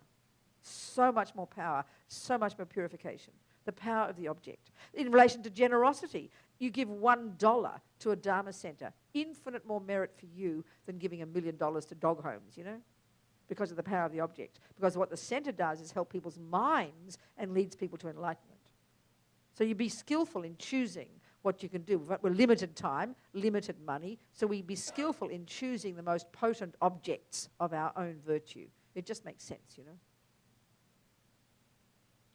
So this is achieved by the power of studying the instruction on visualization with your guru.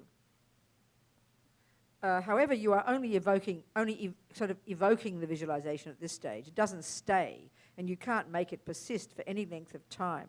At this point, through the power of the mind's mental processes of conceptual and analytical thinking, you can detect that you are under the power of a lack of focus or excitement. So you feel that your conceptual thoughts have increased. It's a sign of success, okay? You think you're getting worse.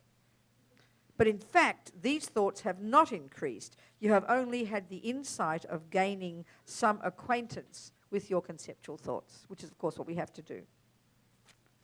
The second one is called fixation with some continuity. So after meditating in this way, you are able to evoke the image and can even make it persist a while. You can meditate for about the time it takes to say a mala of Om Mani Padme Hum without being distracted. And most of us will never even get to that stage, okay? Not being depressed or anything, but unless we make effort. Unless you don't say, I can't be bothered. Unless you don't say, I'll do it later. Unless you don't say, I can't do it. You will if you don't say those three things.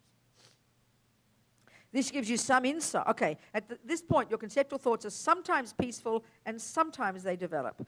This gives you insight into what it's like to be cured of conceptual thinking. So clearly this is a really advanced stage, so-called second stage, you know. This state is achieved through the power of contemplation. Both these first two mental states have a great deal of dullness and excitement, and the image does not remain for long. As at this time you are using the first of the four mental processes, forced fixation, but your distraction lasts longer than the image persists. Patchy fixation is the third one. This state's like a garment with patches on the material, okay. But you are immediately, though the image basically persists, the mind becomes distracted from the visualization. But you are immediately aware of this and you patch up your fixation on the meditation object. The duration of your distraction is shorter than in the previous two states. At this stage, you are developing a more powerful memory or mindfulness. The actual meaning of the actual word mindfulness, one of the mental factors, is actually memory. It's short-term memory, basically. The next one's called good fixation, the fourth. You have developed powerful mindfulness or memory, and you can fix your mind on the meditation object. From now on, it is impossible for you to lose the meditation object. And so this state is far more forceful than the previous three. Just the same, while you are not losing the meditation object, you fall prey to the strongest forms of dullness and excitement, and you must apply antidotes to these too. Both the third and the fourth mental states are achieved through the power of mindfulness, memory. But from now on, memory is like a man at the height of his powers. Okay, whatever. So then the next one's called becoming disciplined, the fifth one. In the fourth state, the mind is overly knotted up inside. Now at the fifth, the greatest danger is from subtle dullness. Here you develop powerful vigilance or alertness, it's called. These are different mental states, very specific mental states. Alertness stands on guard. You think this alertness is a quality of single-pointed concentration, and it buoys up your mind. The difference between the fourth and the fifth states is that only the former has coarse dullness and excitement. So what I want to say here is, and it's getting late, I'm sorry, is this is just the fifth stage, okay? And now, just to give you some context, our friend Venerable Rene, a Swiss monk, who's a serious meditator, like Venerable Roger, a professional meditator for 35 years, done years and years of retreats. I interviewed him in Mandala magazine back in the 90s about his 18-month retreat, 18 months, at Urselling in Spain, where Lama Yeshe's reincarnation was born. Okay, so the point is this. He said he just touched upon the fifth of the 9 stages. So what we're just talking about here, which sounds like simple words, he took 18 months to just get to touch upon the beginning of the fifth stage. So we're talking way to go here. You understand what I'm saying? But the other fascinating point is this. You listen to this. He told me, he said in his meditation, the point you see the Buddha's making about our mind, this is the point that Buddha's making, that the nature of a mind, when it even temporarily is unencumbered by all the neuroses in the head that rave on all day like maniacs, even temporarily, not having those crazy thoughts, the mind is naturally blissful. So he said, Rene said, that there's no question that in this meditation, and he only got just to the fifth of the 9 stages, that when his mind was doing this meditation, he said the joy or the bliss that he experienced in his own mind, in his meditation, was infinitely superior to any joy he had ever experienced through his senses. So this is the point that Buddha's making. You know, when we think of bliss, when we think of happiness, when we think of joy, when we think of pleasure, we think of an object that triggers it, don't we? The person, especially the body, that's usually the one. You don't have, fancy such bliss with eating a cake. Usually a body, So it's inconceivable to us to think of any kind of pleasure that doesn't come from having another contact with an object. And that's how deluded we are, Buddha says. That's how suffering we are.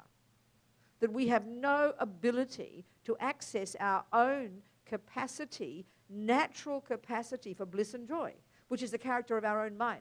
It is a characteristic of our own mind. It's a natural quality of our own mind. But we don't know how to access it, except through getting an object. and stuffing it in one of the holes. Basically. Am I not right?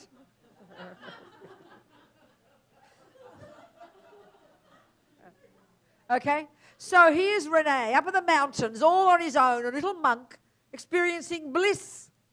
And then we go, oh, I don't want that kind of bliss. I want bliss with somebody, please. It sounds such boring kind of bliss, you know. But this is an interesting point. Because 5 to 9, is it time to stop? Do you want me to finish the 9 stages? Or are you going to go home? Huh? Nearly finished. Just read for the sake of it. And then we haven't got to wisdom yet. Maybe I have to come back tomorrow morning before I go to the airport. Or we can meet at the airport. We can finish wisdom tomorrow morning. Okay, let's just finish the 9 stages for the sake of auspiciousness. The 6th is becoming disciplined. In the 4th, the mind is overly knotted up inside. Now at the 5th, the greatest danger is from subtle dullness. Here you develop oh no, I said that one. That's the 5th. The 6th is becoming peaceful. Oh, thank God.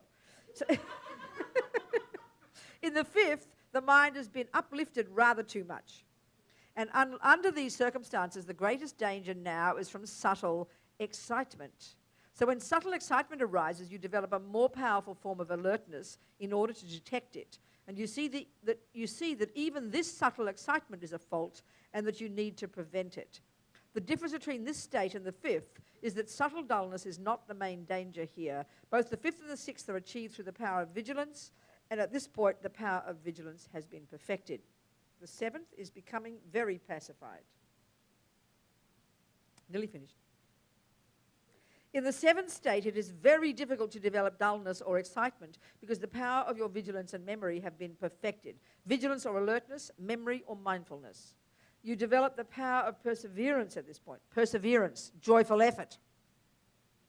For you wish to abandon dullness and excitement as much as possible because you have looked into the damage that they can cause. The difference between the 6th and the 7th states is this. In the 6th, you must be very wary of the danger of falling prey to subtle dullness and excitement. This is not the case with the 7th. At this stage, there's no danger from subtle dullness or excitement.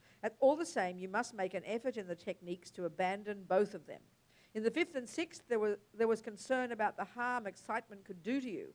Now at the 7th, you persevere and are able to put a stop to excitement or dullness whenever they occur. They cannot then interrupt you for long. The 5 mental states, starting with number 3 and going up to 7, are single-pointed concentration for the most part, interrupted by excitement and dullness. At these stages, the mental process is that of interrupted fixation. The 7th, yeah. At the beginning, this is called becoming single-pointed. At the beginning, you apply the antidote of mindfulness or memory, and though this involves a slight effort, you are then able to pursue the whole length of the meditation session without the subtlest excitement or dullness. Okay. So this is how the power of your excitement and dullness decline. By the 8th state, you do not have to put effort into the application of vigilance or alertness. After the slight initial effort during the 8th mental state, the whole session is not interrupted by dullness, excitement, and so on. Thus, the mental process at this stage is that of uninterrupted fixation. The 7th and 8th are achieved through the power of perseverance. Perseverance, never giving up. Perseverance is never giving up, okay? Never giving up. One time His Holiness was asked in Los Angeles the quickest way to get enlightened, and he cried. He said, I don't want to know about quick. And he mentioned Milarepa, up in the mountains, never giving up, sitting naked with calluses on his ass, getting realizations, never giving up. Now, the 8th one, the fixation is effortless. You spontaneously achieve this effortlessness by repeated cultivation of familiarity with the 8th state. You need not exert the slightest effort to slip into single point of concentration, just as a person who is good at... Okay, that's it. So, it's hard, when you hear that at the 5th stage he had bliss, then you hear these words, who would have thought? There's no word of bliss in there, is there, you know? So it seems like so hard to have enthusiasm for this. But they all say, until we get single point of concentration, we can't get very far, you know. Until we have clairvoyance, we can't get very far to help sentient beings. So all we can do is hear these things, look at the examples, think about it, and have a bit of courage. And push a little bit harder, just a little bit harder every day. That's what effort means, you know. We all know this when it comes to learning anything. And we wonder if we've been practicing for 30 years, we don't feel we've made any progress. It's probably because we're not making any effort. We're just plodding along. But still, nevertheless, rejoice that you're plodding along, okay? Because you're putting in good seeds and you're keeping your vows. And see, there's another side to put it as well. The Lamas say if you keep your vows and your pure samaya purely and don't do much else, you'll get enlightened in a few lives. So there's different ways of putting it, okay? So even though you may be lazy, even when you're asleep, if you've got pure vows, you're creating merit, even as you're asleep. So be happy about that you're keeping effort to practice morality. So that's even good too. I think we better finish. Forget emptiness until next time. All right? Thank you.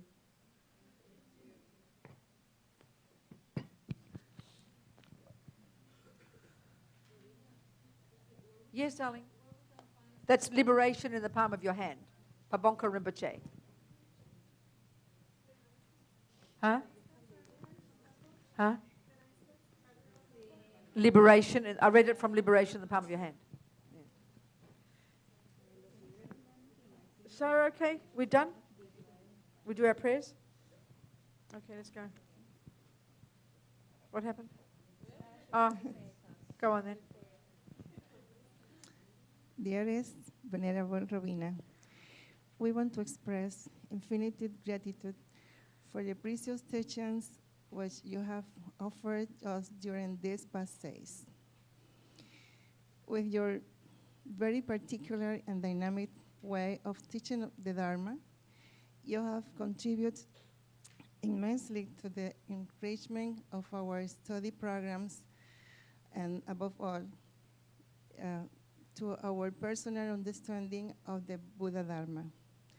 These teachings can definitely bring us to our liberation from suffering and to help others to achieve their own liberation as well.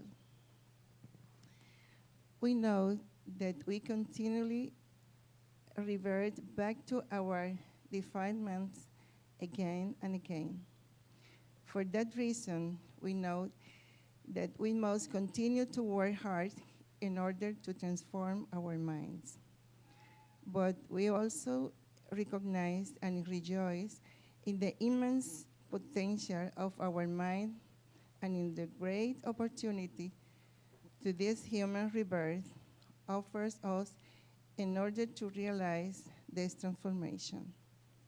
We make a firm commitment to concentrate all our efforts to succeed at it. We wish you a long and healthy life so that you can continue to bring the Dharma to so many beings around so many countries around the planet. We ask that you please return to Ganden Shedruk Ling next year. It will be an honor and a blessing that you continue to offer us teachings which are filled with so much wisdom and compassion. When you return, we could possibly plan a fundraising event with our your participation. We have a cocktail party auction. We dedicate. Well, I'd love to do that. We should do that. I'm happy. We'll do that. We dedicate all the merit generated during all these days of teaching so that many, many beings may also have the opportunity of receiving and practicing the precious Dharma that may lead them to enlightenment. Good. From the bottom of our hearts, many, many thanks. Thank you so much. Thank you, darling. Thank you. And thank you to all of you people. You're such a good center. I think you're just so amazing. I really do rejoice in what you're doing here. All of you together. So it's incredible. Thank you. Thank you. Thank you. And thank you to my kind friends putting up with me every day in their house. And I turned one of their seats pink for my robes. They've got this white leather seat in the kitchen, and they're all white, except for the one I sit my bottom on is pink. They'll always remember me from their pink seat. Okay, no, apart from that. For looking after me, all of you. Thank you so much. I'm very happy to be here. And I will come back next year, I promise. Serán adiestrados. Idam Guru Rana Mandala Kaniryatayami.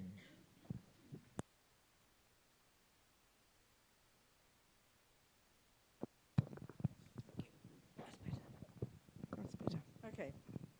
So I've just been thinking since we talked last night about all the vows and commitments and then looking at our own minds and seeing how we get so guilty so easily. We have all these, huh?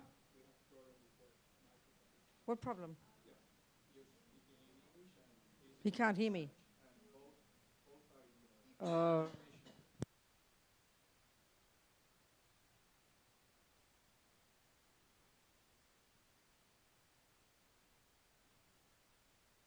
So, okay. One of the things that I find the most common for all the years, including with myself and everybody else I talk to, because we have ego grasping, because we have this strong clinging to this sense of self, whose function is actually fear, anxiety, worry, self-pity, guilt. These are the very function of ego. It's kind of ironic. When we think of ego, we think of big and arrogant, you know. No, no, no. Self-pity, guilt, they're all functions of ego. They're all symptoms of ego. They're all the job of the ego. So because we all have this, which is what being in samsara means, then of course, and here we are trying to be good Buddhists, and here we are trying to practice morality, and then we take refuge, and then we take lay vows, and we take initiations and bodhisattva vows, and then we have all these commitments, and we have this practice we do every day, and then we hear about the stories of devotion, and we have all these high expectations of ourselves. And then all we do is we keep plodding along, and then we feel miserable, and then we feel guilty because we don't do it properly, and then obstacles come, and then we don't want to do our practice, and then the guilt comes, and we get worse and worse and more miserable, you know. The number of people who come to me who are, you know, who've given up their practice because they don't see progress, and they don't know what they're doing, and they feel they are so bad. This is so typical. It's so typical, and we really have to have some kind of way of understanding, you know. The nature of ego is misery. We've got to understand this. And then when we become Buddhists, we have all these high expectations. You know, we have all these amazing examples in front of us of these lamas, His Holiness, Lama Zopa, Yangtze Rinpoche, all the holy gurus. And we look to them and we admire them and we aspire to become like them, and we try to be like them. And then all we do is we fall short. And then we become miserable. Then we get guilty. Then we get depressed. Then we get upset. Then we get angry with ourselves. And it's just double trouble, you know. So, but one of the things that what I'm getting at is what we have to understand is that a sign of progress is that you think you're getting worse. They say even in the single-pointed concentration technique, the very first of the 9 stages of development, one of the signs of success at the first stage is you think your thoughts are increasing. The conceptual thoughts, the crazy thoughts are getting worse. They're not.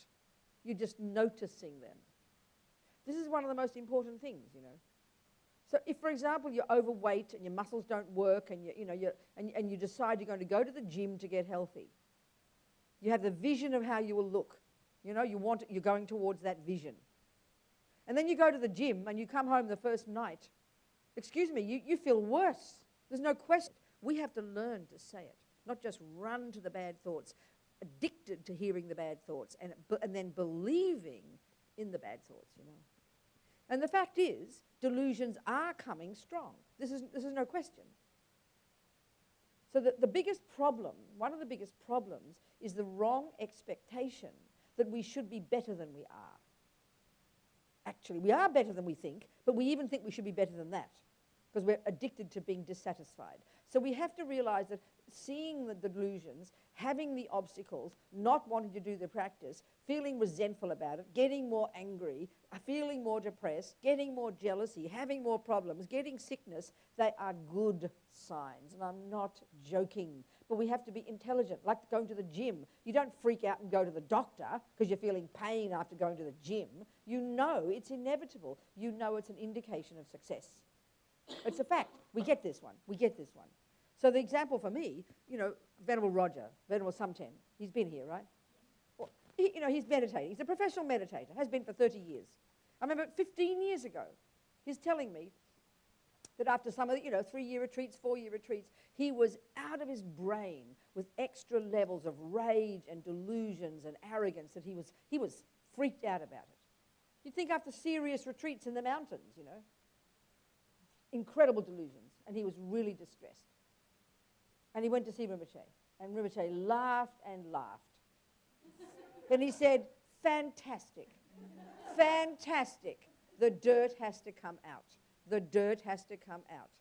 And I swear to you, that was so profound for me to hear it, And we need to be reasonable. Lama Yeshe would say this, we've got to be reasonable with ourselves.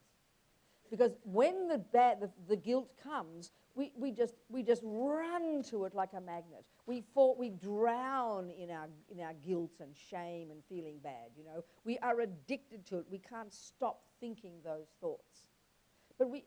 So one of the biggest skills is to, it's like you've been to the gym, your body is aching all over, but you go to work and someone says, how are you today?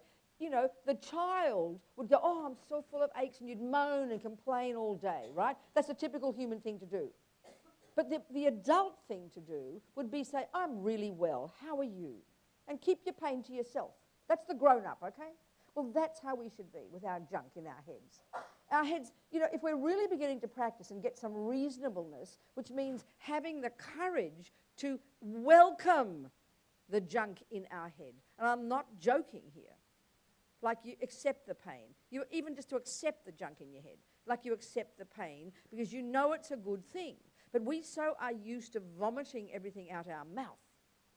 We're not used to keeping it inside in a respectful way. We either suppress and don't even know we think something, or we blur out the mouth, Well, like I keep saying, we've got to grow up and be adult about it.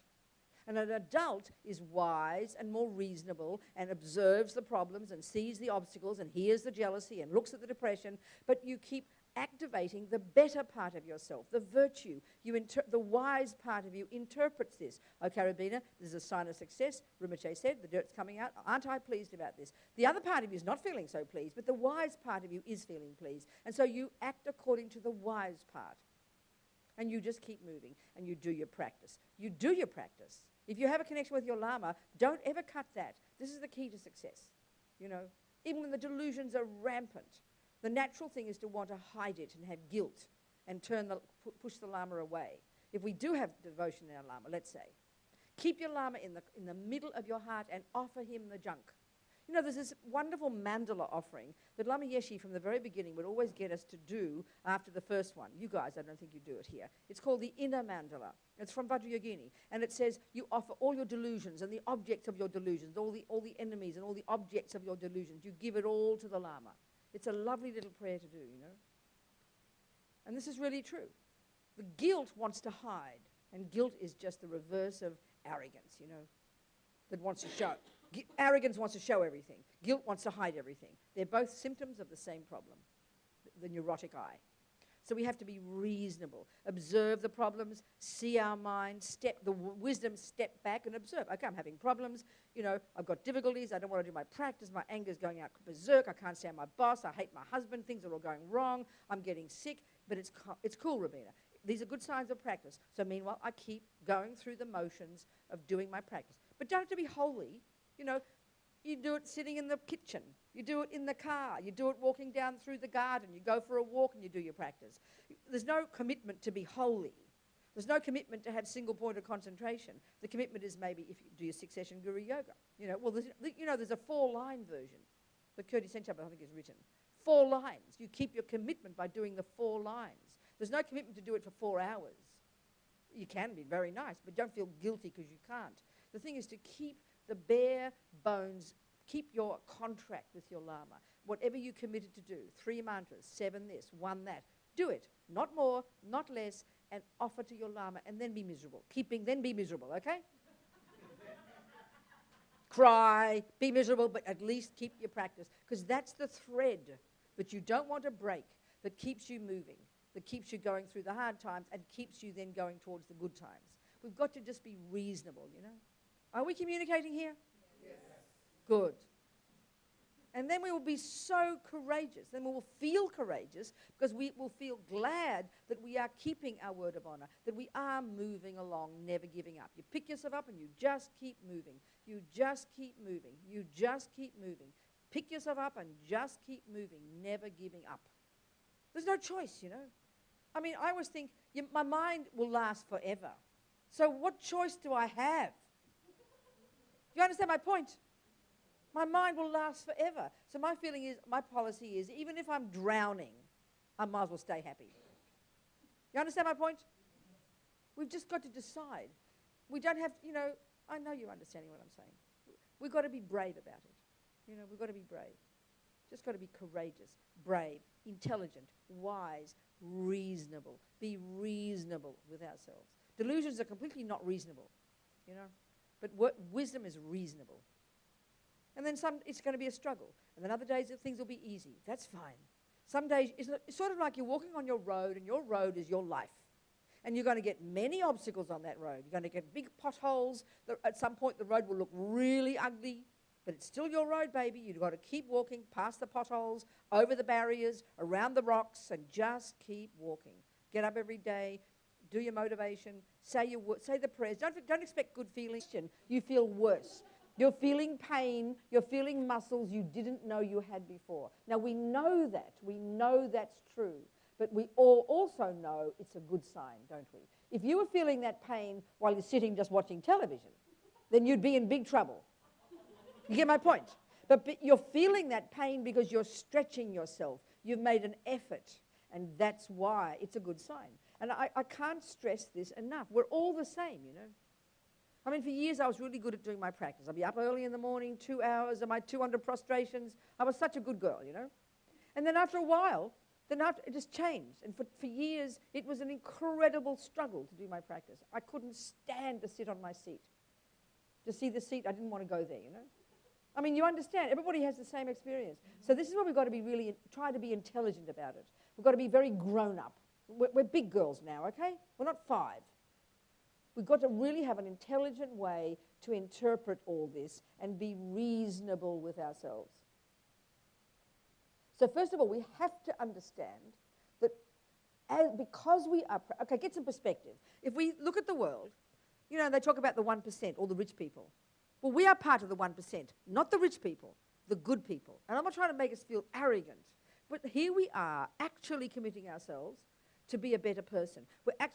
We've taken vows, many of us. We've committed to never harm, never lie, never steal, never even kill a little flea, which no one in the world even cares about. Who cares about fleas? I mean, where's the fleas liberation, you know? No one, fleas and mosquitoes, they can all die in the billions, and you're considered a good person. And here we are trying to not harm a flea.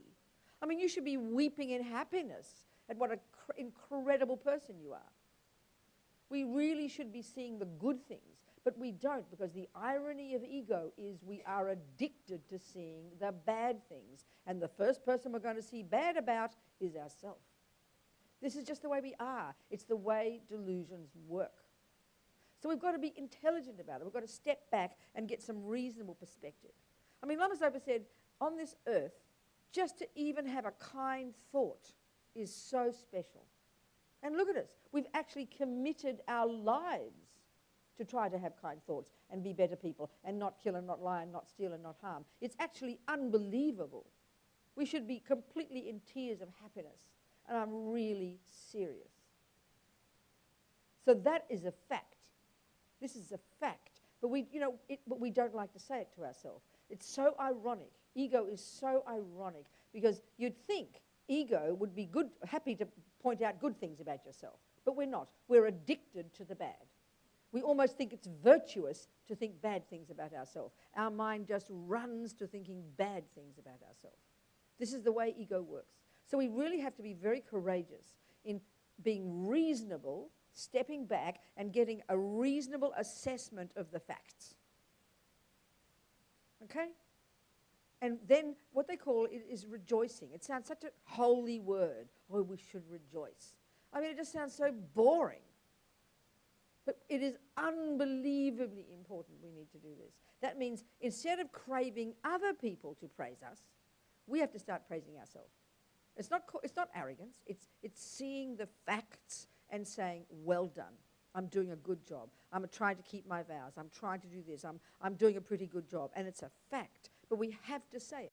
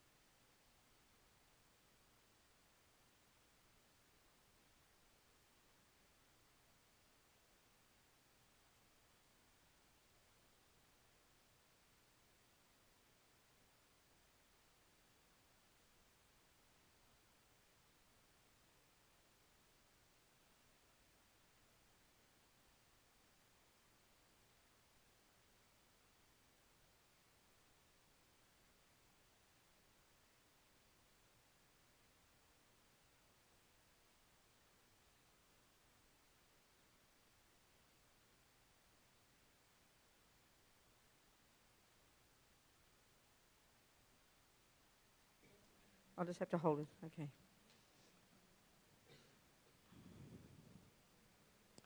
So we're going to listen to some more ideas, Buddha's views, Buddha's observations, Buddha's findings about reality, about the mind, which we are attempting ourselves to take into our mind and use as our interpretation of the world. Why? So we can accomplish what Buddha says we can, which is our happiness. And even why this? So we can help others. This is the point. This is what Buddha has found to be so. This is what being a Buddhist means, you know. So we're here for this reason, so we can become a Buddha like him, following his steps, so we can be of benefit to sentient beings. Okay. Voy por refugio hasta alcanzar la iluminación, al Buda, al Dharma y a la Asamblea Suprema.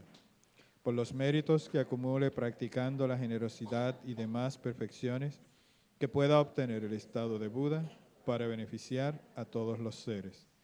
Voy por refugio hasta alcanzar la iluminación, al Buda, al Dharma y a la Asamblea Suprema.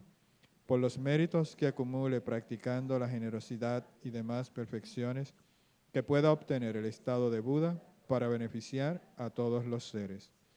Voy por refugio hasta alcanzar la iluminación, al Buda, al Dharma y a la Asamblea Suprema. Por los méritos que acumule practicando la generosidad y demás perfecciones, que pueda obtener el estado de Buda para beneficiar a todos los seres.